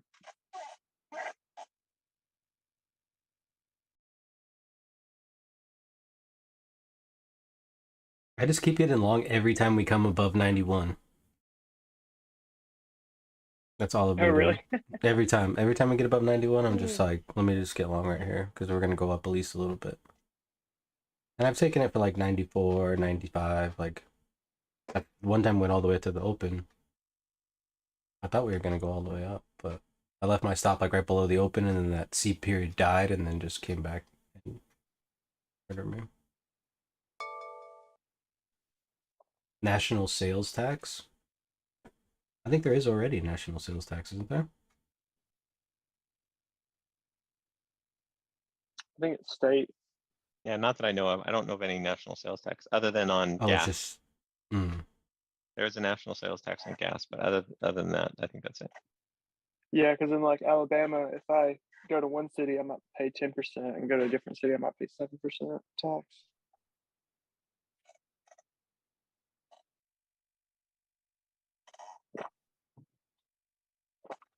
Makes sense to me when you tax spending. If you don't have the money to buy it, you're going to save. If you do have the money to buy it, you're going to pay tax. I don't think we should pay tax at all. Taxes dig. Because a lot of taxes fucking scam. Yeah. Well, yeah. We need more money to send billions to Ukraine. I'm getting my taxes together right now, and I'm just looking at it. I'm like, I'm getting scammed. Like, Oh, yeah. I'm working hard and not getting paid. It's bullshit. Especially like when you start getting into like higher into the tax brackets and stuff. It's like I work hard all year, chasing this dream, whatever it is, building this business, and I got to give like almost half my income to the government. What the Yeah, heck? yeah. When you look at 33%. That is what happens. They come in, they basically scalp you, freaking rifle through your pockets, Yeah. take what they can, and run. It's more like 50%. Well, it's 32% federal, but then you still have to pay state, and you still have to pay and then you pay employment tax on top of that. You basically work 4 hours a day to pay your tax in an 8-hour shift. Yeah, Just for the about most it. part. Yeah. That's why you need a cash business. You need something cash, something where you could hide. Yep. That's why I'm gonna become a stripper.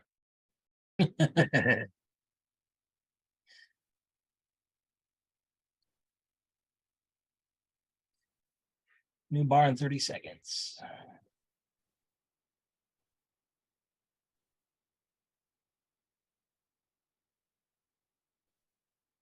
A lot of selling right there.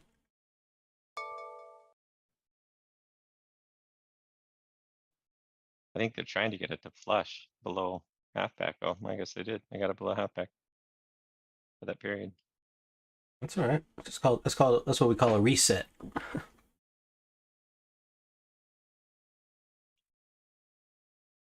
Let's take this thing back down below 91 for a little bit. Grab some more sellers. Then go back above.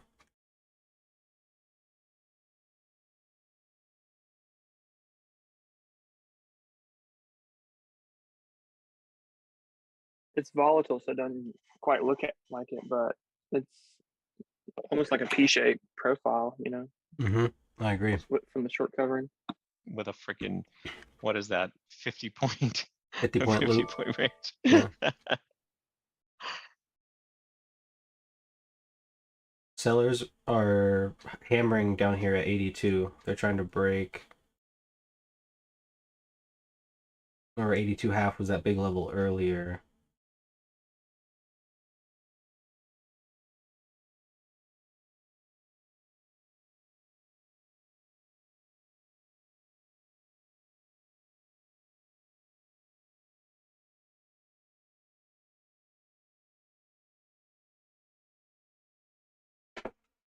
It's the fair tax or whatever they call it. You basically work 3 to 5 months of the year for Uncle Sam. Yeah. Now imagine, Mark, working for Uncle Sam, like being in the army, and then paying tax on that. So like you're getting paid by tax, but you're paying tax and then you're getting taxed. You don't know that we know that they know that they stole your money. Oh shit.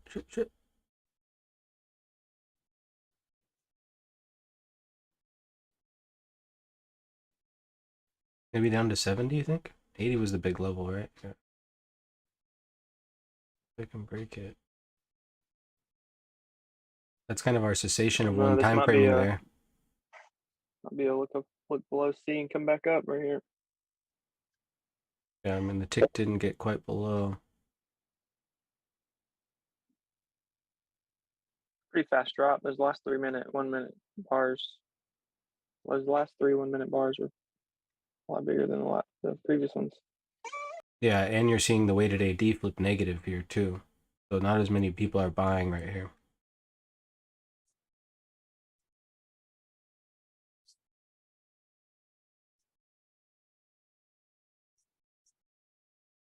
Only one contract traded on that low tick right there.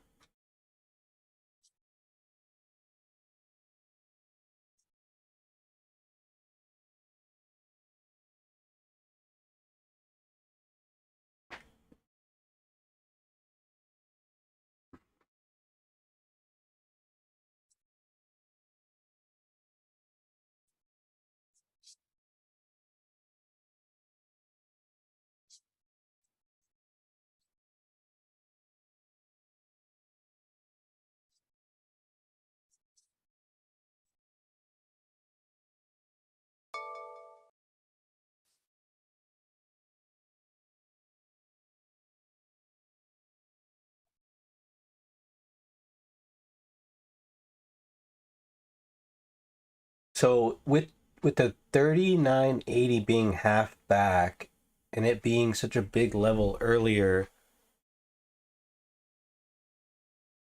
I think that there's good odds that this thing turns into balance here. I mean, we're right basically in the middle here. I don't know. I feel like it's kind of tough to say. If this weighted AD keeps going up,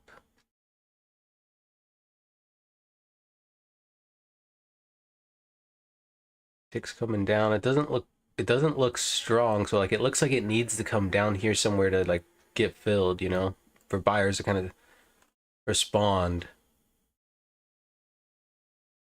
Oh, we have all the fucking days on this one.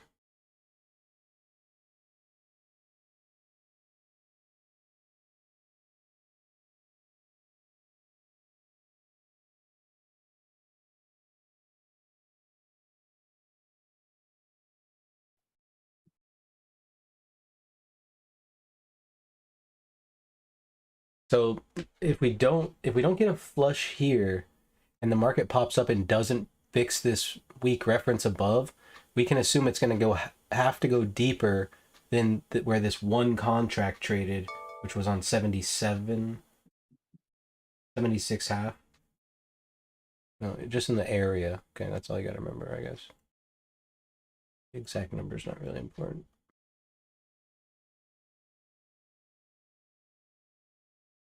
Right back to the top.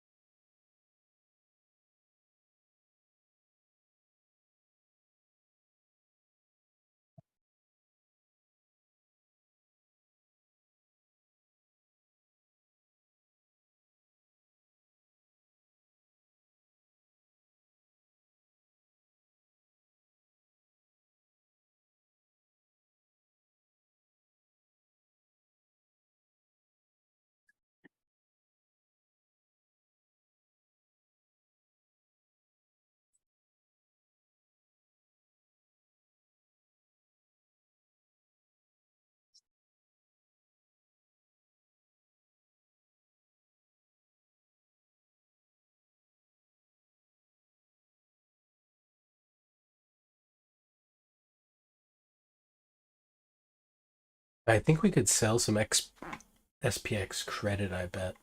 I don't think we're going to go above 25 today. If we get another bounce, I think we'll get the opportunity to. I'll have to see how it looks, I guess, but.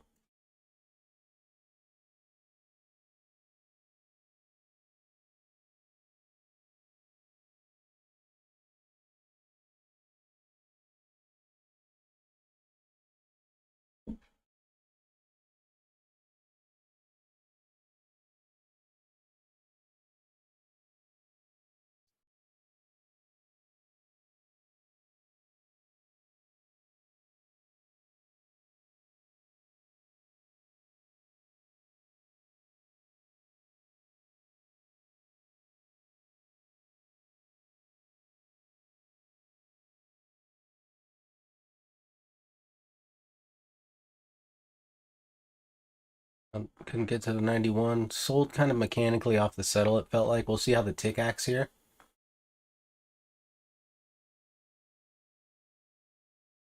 VWAP in the 50s in there too. And if you're a technical analyst, you know, I would say that's pretty bull flaggy to me. So I mean, you I could was about even to say the same word, bull flag. yeah. If you're you know, I don't think Almost a perfect channel down. Yeah, I don't think you can kind of discount technical analysis, especially if there's enough people trading it, then obviously it's going to work. So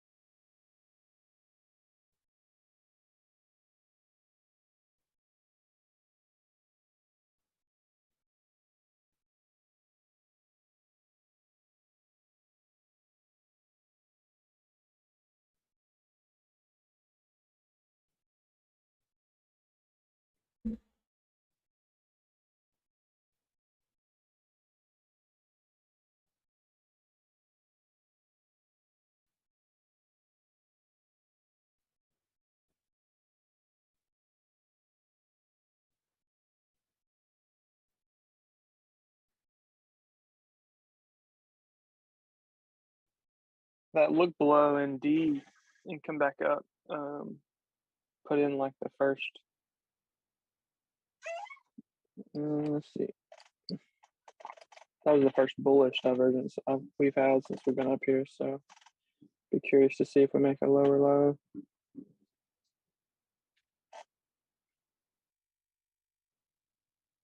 Seems like we would based off this little channel.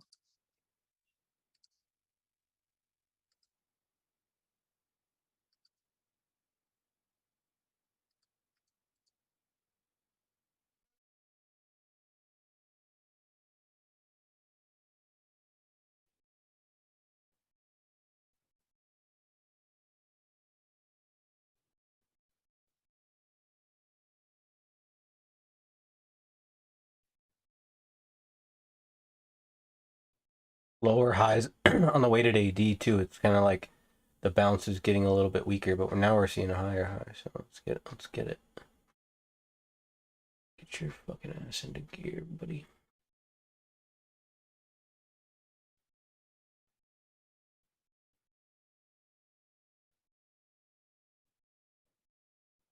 What level are we watching here? 93 above this.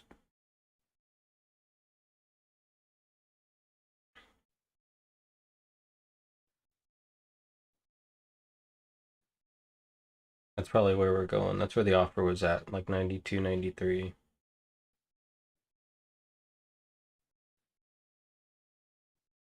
Buyers trying to step that'll be up here the on the 88.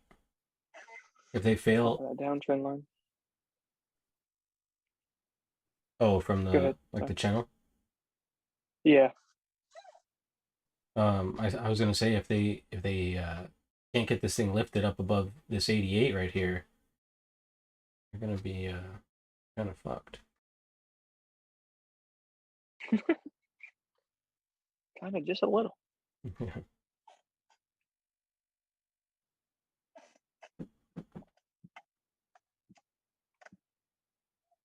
I always get a little excited when I see a poor and weak high like that, like where it's like so obvious, because it always seems like when price does eventually get over that, it turns into single prints, and you can kind of trade against it. Yeah, it's nice when you have like clear references to trade against.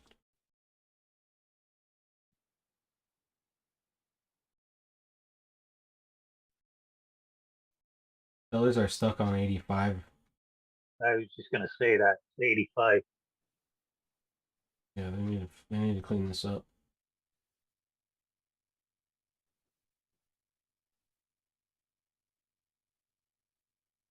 They sold 87.75 pretty hard earlier. Yeah, they're trying this whole area. This 80, yeah, like 88 all the way down to even all the way down to 83. 375.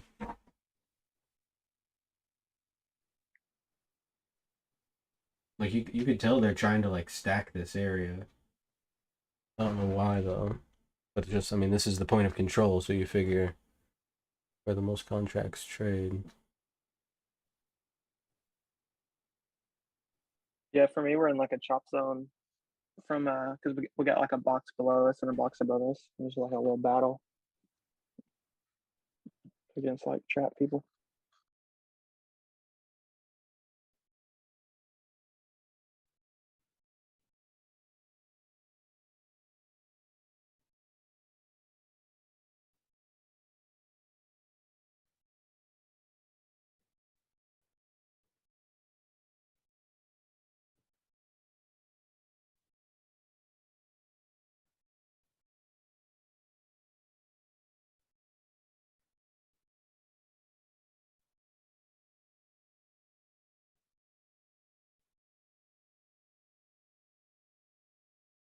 $88 again. Seller's trying to offer up here again. It's the kind of volume I like to trade right here. Come on, 91. Are you there, Brad? Now they're stuck. Yeah, I can hear you. Oh, okay. Just making sure my mic is working. He was just ignoring you, bro. Yeah, you're right. Dude, he always ignores me. Jared knows my MO. Like, my headset wasn't working. I don't know what was going on. Dude, I'm such a puss right there too. I entered a long, Brad, at 85. Got out at 90.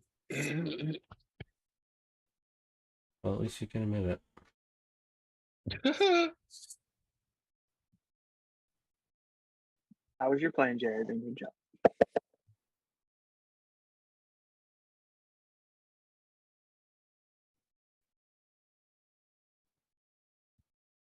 You missed some really easy trades earlier, to be honest. I think like everyone got a 20-point trade in here. Really? Pop, like, yeah. 25. I'm gonna guess everybody took it from the 72 up to 4,000. No. I think it was like 76 was Tommy's. I got in at 86, 85, somewhere in there. I took 15 points. I had to get back in. I was so fucking mad. Dude, I got on and hit my goal basically already, like 15 minutes ago. That's how you know Jared's a fucking gambler, guys. I ain't, hey. Like, yeah, this thing looks like it's going up. It's like Click. the last 30 minutes, literally the worst time to trade. Oh, really? And I've just been chopping. You really Brad. need to start making a trade plan, Jared. I know. Now you say that, but then, I mean, you've been down this road before. We actually told your story yesterday on the fucking. Did you? You weren't here to enjoy it, but it was a good story. Yeah. What was the story? About your trading journey. Oh, it's had its ups and downs. Yes, it has. But now it's on its slow, steady incline up. You just got to slowly keep improving. And part of Yes. that is making a trade plan every day. My problem is I got too overconfident and felt like I couldn't lose because I didn't lose for 3 months. And then I found out you can lose and lose big if you don't stay controlled and you forget how you get there. And I got there by just hitting my goal every day and calling it a day. And then I was having days where I was still losing, even though I'm like, oh, it just hit a $5,000 trade. And I'm like, nah, I got to get it back. And then I would end up losing $3 or $4 grand, you know.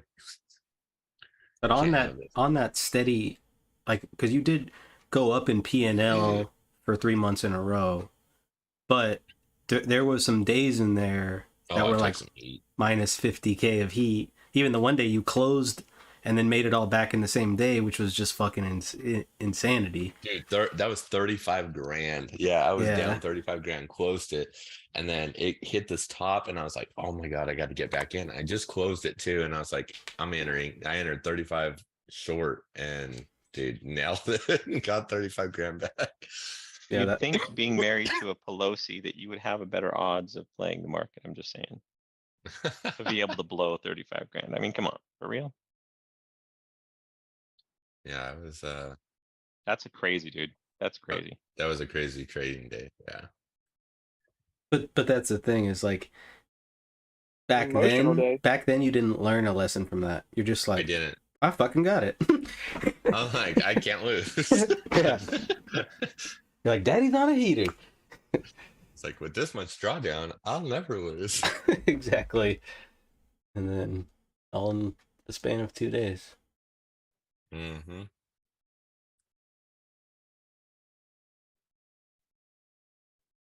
Oh, you can.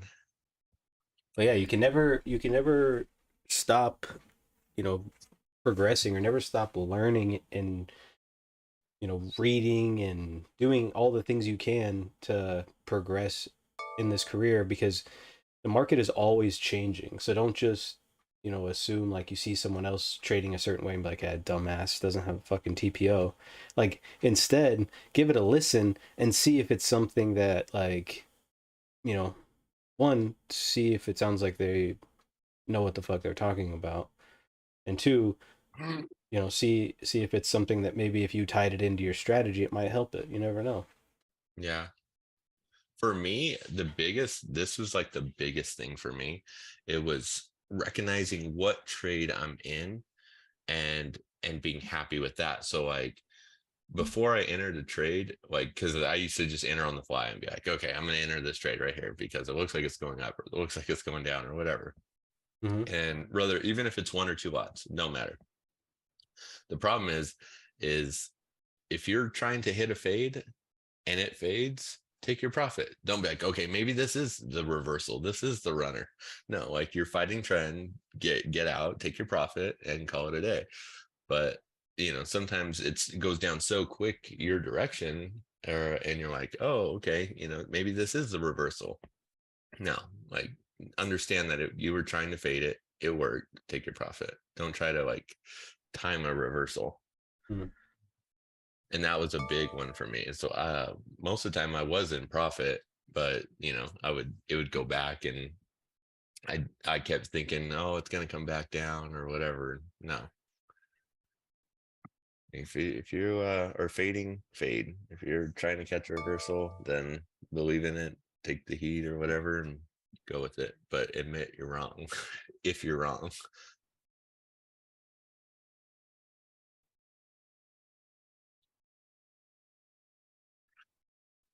And one of the things I talked about yesterday when I was telling your story was that it's kind of a path like every trader has to go through in order to get to the other side. It's just a matter of who gives up at that point and who continues on. You know, and it's like unavoidable, it seems like, because I remember telling you like, hey, like I've gone through what you're going through right now, like don't do this. And you're like, dumbass, fucking Brad doesn't know shit, stick to Fortnite, blah blah blah. Like, alright, motherfucker. No, I always believed you knew what you were doing, but yeah, I had to learn the hard way. And I think everybody does. That's what I'm saying. Like I think everybody has to learn the hard way. It's just some people learn it harder than others. Like, you know,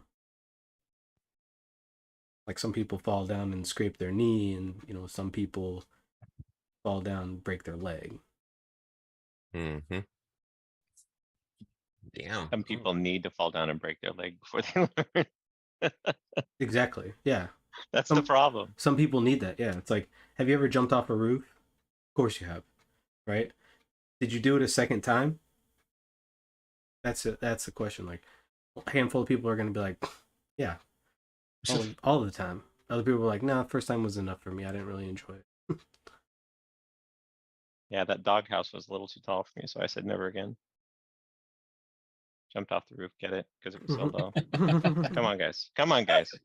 Work with me here. I need to get some hotkeys for fucking little. Yeah. Dude, there's been a lot of responsive buying. So like the way I look at it is I would much rather be in a long here than a short. Yes. Yeah, I agree. Yeah, I was one of the ones who did not get the 25-point trade because I was in meetings on and off. But I did get in. I got in sim because I just now at 91 even. But I'm not. The numbers are looking like it's lining up. My counts are lining up. It's kind of finally showing a little bit of well, there's definitely an offer breadth to the at upside. 96. Like this 96 area. This is like the third time that we've come up here and not been able to get above. Well, I'll keep my stop tight. And I mean, again, I'm only in sim. I'm just trying. I just wanted to play. I wanted to feel it. I already took a trade early market, before market in Globex. Not in all my accounts, just the one. During the craziness or after? It was right before the craziness. And here's the thing. I was in it and I was like 7, 8. Yeah, shut up. I was in it and I was 7 points I've up. heard this story 20 times. You were on the call. I didn't tell you the story. So I was already 7 points up and I only had the stop because I didn't get it in with a strategy because I did it too quickly. And so I only had the stop. And so I was planning on just staying in it and letting it. And he and shouldn't I have put got my out. He was a chicken shit. Hold on. So I put my stop at 4 points and then I saw that it was coming back down, and where my stop was, it would have stopped me out. So I moved it up and I got an extra 1.25. It did stop me out and I was like, oh, that's fine. But then that was right when it freaking jumped up, and it jumped up like 17 points. And because my plan was to keep my stop at 4 points and then to move it up right underneath it and then wait for it to drop. And it would have worked, but ultimately it would have stopped me out anyway at that. So I basically got out, and I felt very frustrated that I didn't just move my stop down and say, fuck it, I'm riding this thing out. And if it stops me out at 3 points, big deal. But whatever. That's because you secretly knew you were doing something that you shouldn't. And that is probably the reason is that I had Brad in my ear going, the voice going, dude, why do you fuck around with news? Why would you fuck around with news? But and here's the reason why I was thinking that is my stop was already above profit. And I figured if it goes up, the worst it can do is come down, hit my stop, and take me out at 3 points, which is why I was even considering it. -10. -10. Yeah, I think there's a spot on the book where no orders were placed because if there's not people coming in to take the other side, the market maker will just pull it and let it drop. That's how you get like these gaps where there's no volume in Oh, certain areas. really? Anyway, Yeah, so but you might finally get filled just like 5-6 points down. it was oh, that's true. That's true. And that may have happened. And it may have not, it may have, I may have had a negative 10 points. So that all the more reason why I let it stop me out before it actually got crazy. So I'm content, but that was the thing. Man, my power just went out, so now I'm sitting in the dark with my laptop screen. Oh shit. Yeah. You have your laptop on a hotspot? Yeah, I just switched over to my phone. Hmm. Thankfully, because like on Sierra charts on a laptop, if you just open up the same chart book, like you can barely see any of your stuff. Like you can't move the boxes around. So a few months ago, I had set up like a laptop version chart book where it's all like the boxes are all real small. Oh yeah, because they're off the screen, right? Yeah. So what you do is you just go to the bottom and right click on them and then maximize them individually, and then you'll be able to move them. But if you already made a regular chart book for the laptop, then that works.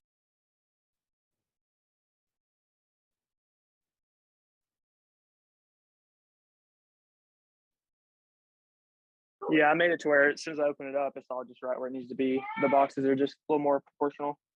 Yeah, it makes it a lot easier.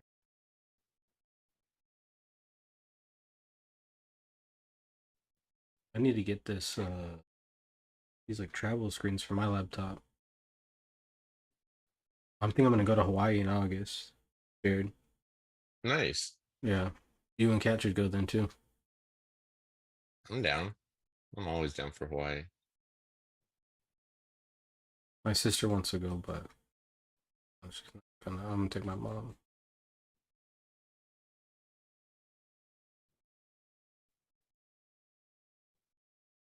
We probably won't see my mom at all though. She'll be in the fucking water. She's like a fish.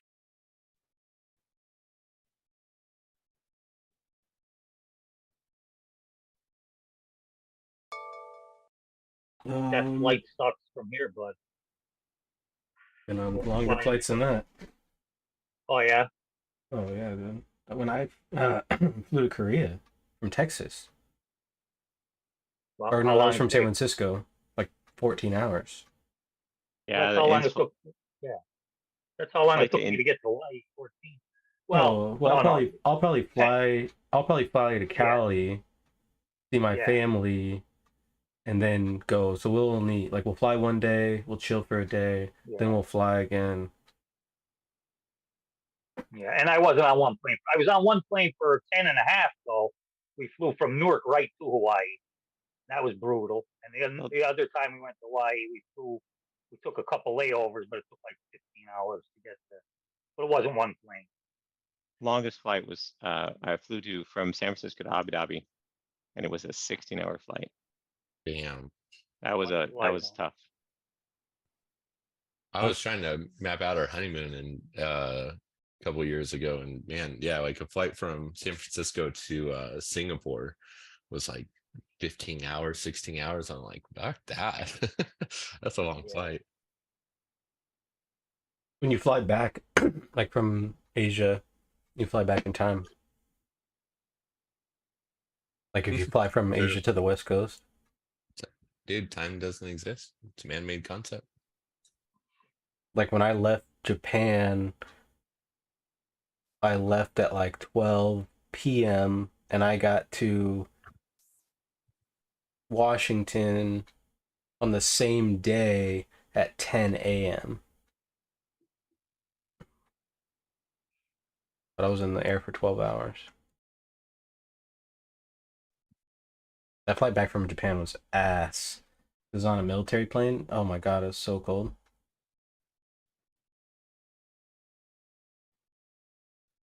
No beverage cart? No, it was like That was it was like 30 rows of like 10 wide seats too. So like anytime someone had to get up to the bathroom, the whole fucking row had to move. Like a goddamn movie theater. Like, oh goddamn, bro.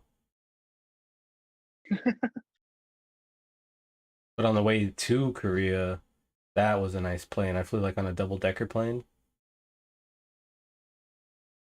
Got shit-faced. Was that a an Airbus or a? Yeah, I'm not sure. I think it was Korea Air. So it's probably an Airbus. Yeah. The Airbus 380, I think, is the one that's double decker. The biggest plane I ever been on for sure. This thing was like, fuck, it was just gigantic.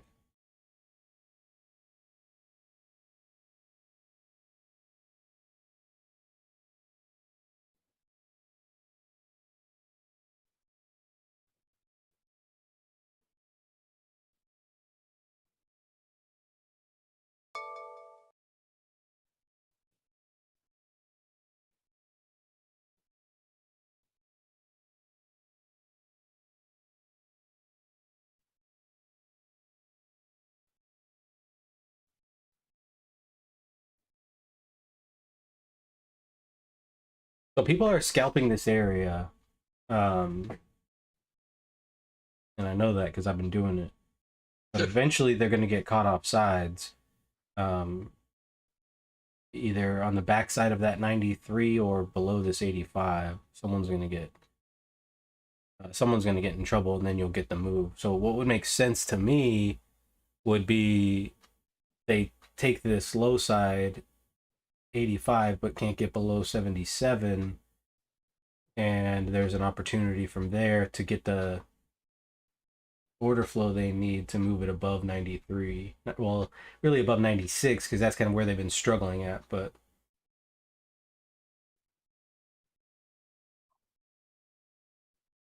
Grab, block, and pop. yep, drop, block, and pop.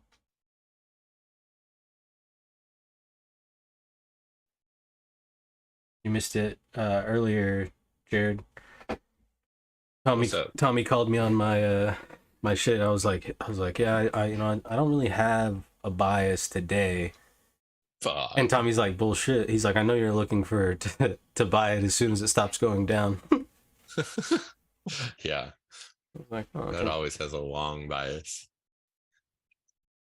I mean, it's probably safer to have, right? I mean, if you look back in the history of time, yeah. Yeah. It's interesting because, well, and I don't know if you, Jared, have a specific short bias, but I know I typically have a short bias. I have a And it's long interesting. bias on the market, but a belief that the market needs to go down because the economy's shit. that's Well, my I'm belief just versus my trading. saying that it's all in how you play it, and And you're also it shows misinformed. that Brad's an optimist because he's always looking for it to go long. Just saying. I'm an optimist that I want it to go down. I Very consider myself a optimistic. pessimistic optimist. Yeah. So I plan for the worst, but I hope for the best. I consider myself a realist. I look at everything exactly how it is. And if you look back in time, this thing always goes up, so. Yeah, you're wrong. Where in Hawaii? Wherever James lives. I don't know where he lives. One of the islands. Oahu. Oh, Oahu. There we go. I don't know if my mom wants to go to Maui, so she might just go by herself then. Dude, Maui's beautiful. It's so expensive there, though. Yeah, that's where Moana lives. Moana? No, I'm just kidding. That movie's good. I like Kauai. I was on Maui too. I was on Kauai. I like Kauai better. Quiet. I only went to Kona one time. Where? What? Kona, the capital, the big island, or the main island, or whatever. Oh, the big, yeah. See, I didn't go on I don't like the crowded, you know what I mean? I didn't go to the big, I went to the quiet area. Nice, just chilled. Yeah, and that Kauai is more like, not wilderness, like more wilderness. They only allow one-story buildings. Yeah. It's more nature, you know? It's nice. We got to go see Mount Kilauea when I was there. And I actually did a project as a kid on Mount Kilauea, and then I took a lava rock from Mount Kilauea, even though they say it's bad luck, but a real man makes his own luck. So Prove that wrong, right? Yeah, you know what we did? I don't know what it's called, but there's a volcano on Maui, and you drive to the top of it, and when the sun rises, you're above the cloud. We did that, that's pretty cool. but it was rough. It was fucking rough driving up. I mean, it was rough. It was paved road, but I mean, it's steep, and it was freezing up there. I had no jacket. I mean, Hawaii, I don't have a jacket, you know. It Yeah. was like 20-some degrees. Yeah. Fuck that. They take a bus. You pay this fee to take a bus up, and then they're gonna ride the bikes down it. You know what I mean? They pay so much. Oh yeah. When they come down, 3/4 of the bus is filled with the people. They won't ride the bike down. Yeah, fuck that. They say, we'll go down in the bus. Because you don't realize how bad it is. Yeah, fuck that. Yeah, it's like a cartoon, like a wiggly road you go up.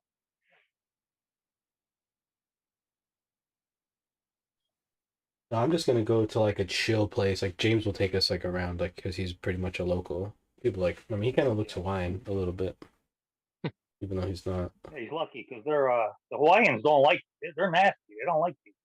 Yeah, they don't like, They don't like other non-Samoans. so But- if he looks like it's a good thing, you know. Yeah, he just doesn't have the same type of hair. But I mean, I've met Samoans, and some of them are pretty chill as long as you're not like a total d-hole. You know, because I met that's some in true. El Nobody Paso, ever and they were bothered me. cool. Yeah, Yeah. we played volleyball and shit, and it was fun as fuck. They're competitive as fuck, Yeah. and I like a good competition. So, dude, when I was in Hawaii, me and my dad were out snorkeling in like this little bay, and like I didn't learn how to swim till I was like 15 or 16, or maybe like Wow. maybe a little bit earlier than that, maybe like 13 or 14, but I didn't learn how to swim until like right before high school. I was afraid of the water because I almost drowned as a kid twice. Like one time my uncle threw me into the water, and when I was 2, he threw me off the dock, and my mom said that I just like sunk to the bottom and just looked up at her like, I know you're gonna save me. She's like you didn't even panic. And Dude, that's the same thing that happened to me, except for it was your dad that threw me into the.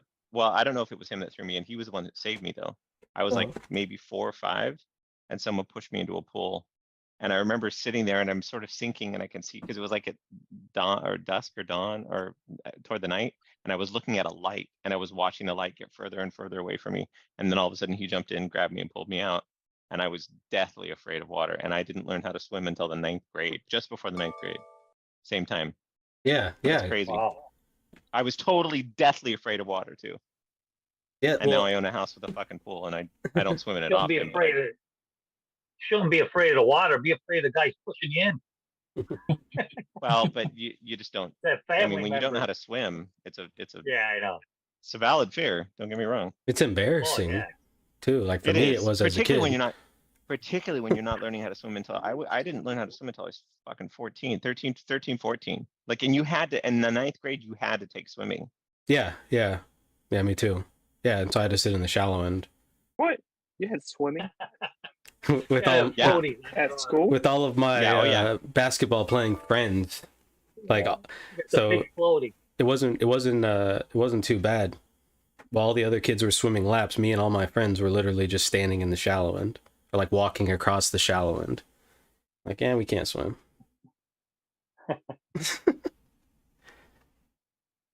The fuck? You think they teach you how to swim? Why even have swimming? Oh, in they your were pool? they were teaching you, but like I just like it's one teacher and like 50 kids in a pool, Yeah, a gigantic fucking pool. You know, these gym teachers like they have a tough job. yeah. But so anyways, and then another time I walked across the spa that had a cover on it, or what do you guys call it? A hot tub. I always call it a spa for some reason. My wife reminds me that I'm an idiot. But I walked across the cover because I didn't know. I think I was like 6 or 7. I thought that it would have, you know, you could just walk across it, sunk down into the middle of it, almost drowned in there. I was trapped. It was like fucking, it was the worst. And then Yeah, wow, you're lucky. Yeah. another time we like paddled a boat out into the middle of the fucking lake, and then my dad jumped out, and then I jumped out, but I couldn't swim. And then earlier in the day, my dad had told me that um, the way that they drain this lake is a big door opens, a bunch of water pours out and sucks all the water out. And so I'm like already kind of terrified of this pool, this gigantic fucking lake that we're in. Oh my gosh, that's hilarious. And so then I'm like, I can't, I'm like fucking struggling as fuck. And then I like get on this old lady's pedal boat and she like pedals me to shore. Ah, fucking miserable, man. And so like I like, but then I learned how to swim, and I like water. I can surf and stuff. Now I'm fine. But like I'm still kind of like afraid of the water. Like so when I'm in the water, like my body's on high alert, you know, like I'm on fucking edge. Yeah, if something And touches your feet, you're fucking screaming. so exactly. So me and my dad are in Hawaii, we're fucking snorkeling, and then all of a sudden something touches me, and I was like, because we were out there like looking at the reef and stuff, but we were out a pretty decent ways, probably like 100 feet, 100 or 100 yards. Like we were out a pretty decent ways. Something touched my foot, and I fucking was like, ah, fucking panicked, swam into shore as fast as I could. I go into shore, and like all I see on my leg is just blood everywhere, and I'm like, ah, I thought I got bit by a fucking shark. And then like my stepmom, she's on the beach there, and she's like, you know, panicking, what happened, what happened? And then here comes my dad. He was like, it's a turtle, you fucking, like he was Yeah, so, the turtle. he was like, Yeah. it was a turtle. But like I guess I hit my foot on the turtle and just caught like a big gash on it. But goddamn, I mean, it didn't really hurt. I didn't know it was bleeding until after, but I was like, you know, fucking full adrenaline. Dude, I got a funny story for you, Brad. Whenever me and Kat went to Hawaii, right? We went out snorkeling in Hanama Bay, which is in Oahu, and we were out snorkeling, and she can't swim like at all. Like she's from Wyoming, like she never seen a pool, you know. Yeah, because So there's snow she, fucking 9 months a year. yeah. So she's just snorkeling on the top, and I'm like trying to get her to go out there, and she's scared to death of the water, right? And she can't swim like at all, dude. But we were snorkeling, and all of a sudden there's these fish there that are like 6 feet fucking long, and they're only like 4 inches wide. Like, dude, it just looks like a giant long eel, basically, but it's just like straight. You know, it doesn't bend like an eel. It's just looks like a shark almost, right? Has a big old spout on, or you know, snout on it. And all of a sudden she saw that, and then I felt her let go of my hand, and I like came out of the water and looked, dude, and it looked like a cartoon, dude. She was swimming like Michael Phelps, bro. Like she was like just like floating on top of the water, swimming so fast. All I could see is like splashes, and dude, she was on the shore in like 10 seconds. It's like, holy shit, you can swim. Took a little fucking motivation. Yeah, she learned how to swim real fast. Nice. All right, so now if you take the long, like I've just been taking the long off 91 and selling it at 94, like over and over every time that we go above this 91. Because it's This where we looks keep, like it's gonna pop. well, but this time looks like it might try to go, but it's looked like that every time. So, you know, you just got to kind of sell, and then if it goes, you might have to just try to mark it in and be quick with it. Only 5 contracts traded on that. What's up, Luis? What is good, bro? I've gone through so much the past 3 days. My hands are like all blistered up from carrying all this shit. You moved, right? Did you move? No.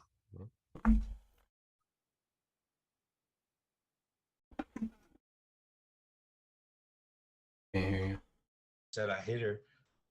The cops were there. I went into my daughter's room and said, put some pants on, come into my room, come sit on the bed. We're chilling, watching the fight. We've been doing it. I didn't touch her, you know. I sat in my chair with my hands on my lap. And anyway, the cops came in. They knew she was lying.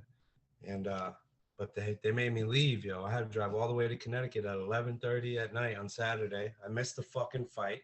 I paid $80, missed it. Had to drive to Connecticut, spent all the way there till Monday morning. drove back to court, had to go in front of the judge and tell him, and the judge knew she was lying. She dropped the order right there, and I went and grabbed all my stuff that day. Damn. Into a new place. But you got your daughter, right? I got my daughter and I got all my stuff. Well, Fuck yeah. most of it. I still got some stuff in the basement, but I'm allowed to get it to the end of the month.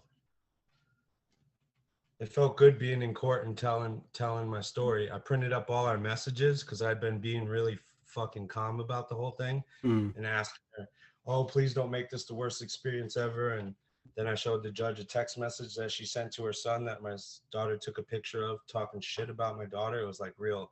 This is something adults don't say about kids, you know? Yeah. When she saw that, she's like, "Yeah, the Commonwealth of Massachusetts hereby declare this order null and void. Mr. Rivera, make sure you have police with you when you go so this doesn't happen to you again." That's dope. Yeah, man. Winning for once feels good, yo. Yeah, I bet. But anyway, hey to everyone. I'm back.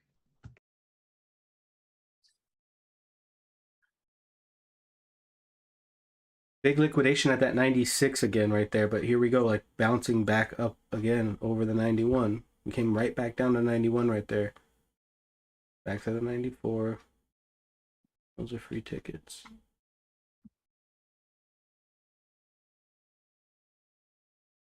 Peanuts. Get your peanuts. Get a white hat. Get a white hat.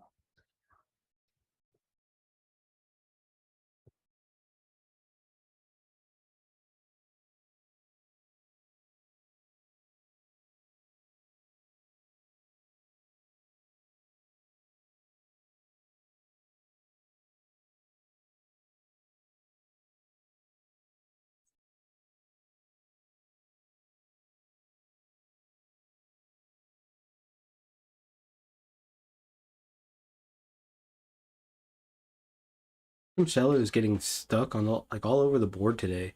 I feel like down at 84, there's some stuck sellers, and it looks like they're getting stuck again here at the 93, 92 area. Mm-hmm.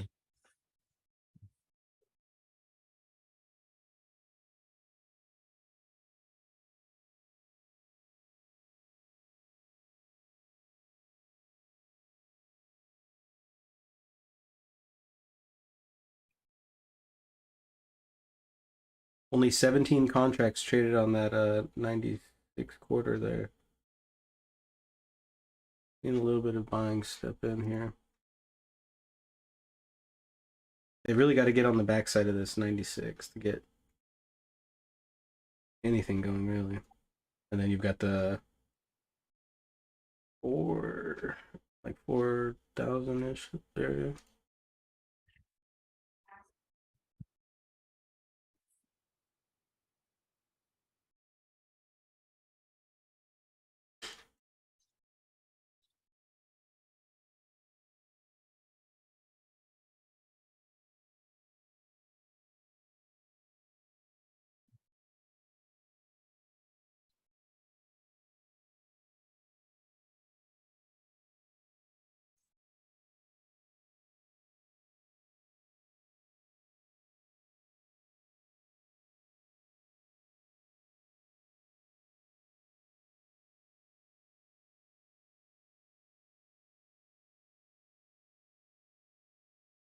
Hey, shit. Back to 0 on the tick here. You're seeing tech trying to go green.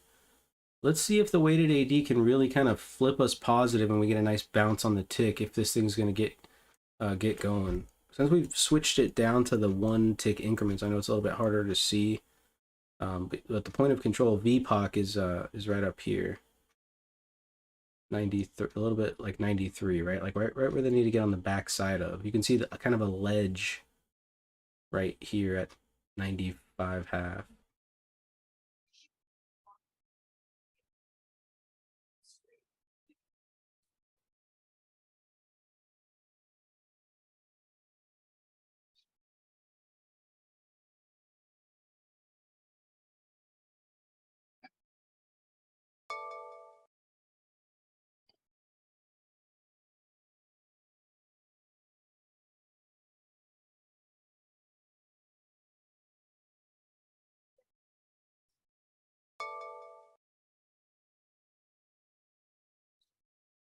Liquidation. Settle. Back into the spike.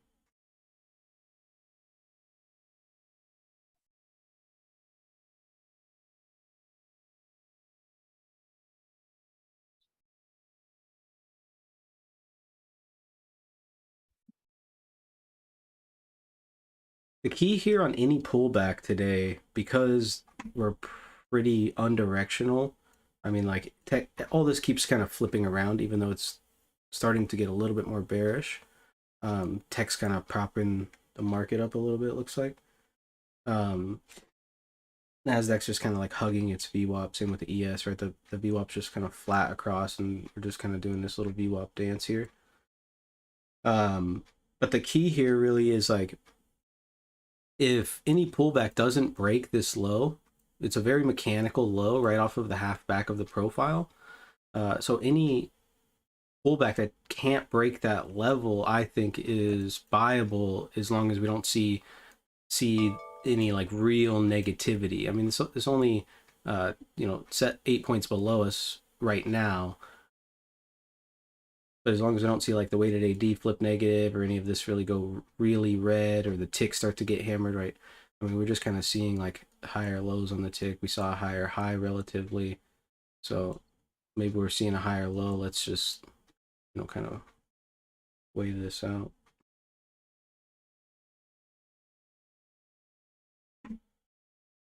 But that can be kind of your signal, right? Like if you're getting short at a bad position, which would be like at the VPOC, right? And I guess you could probably hold it against the E high, but it'd be better to try to get short like up closer to the top of this and play this kind of balance, right? So if we pop this open here, let's split the profile. You can see we kind of have this D excess and then this real long C excess here. This is, the big volatility and the initial balance. We're pretty much kind of sitting right in it. But any pullback that doesn't necessarily make it past this E low is kind of telling us that there's no real supply, right? Because if there was supply, they would be able to break a mechanical level that 80 is. Does that make sense to everybody? Mm-hmm.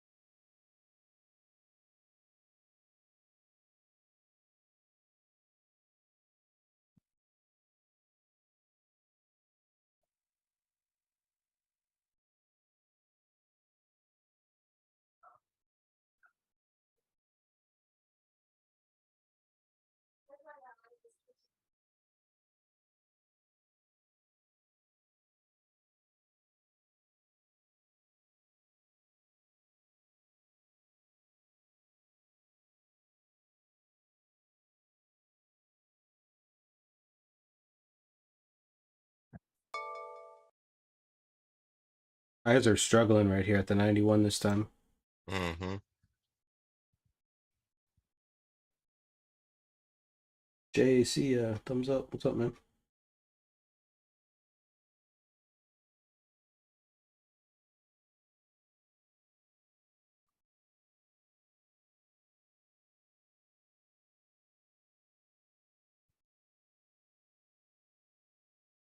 Well, guys, the market's getting, I mean, I'd like to say pretty slow, but the range is so big, it's hard to really say slow. But the market is slowing down, and it's about that time, lunchtime. So I'm going to go ahead and wrap it up. Make sure that you are managing risk and sticking to your trade plan. We pretty much know that, we're kind of in that boundary that we talked about. until we really breach that, don't get any. I wouldn't get too excited on any continuation to the downside. And really, I'm looking at that D low as excess for this kind of upper range here. So, but yeah, other than that, you guys have a wonderful day, and I will catch you all later.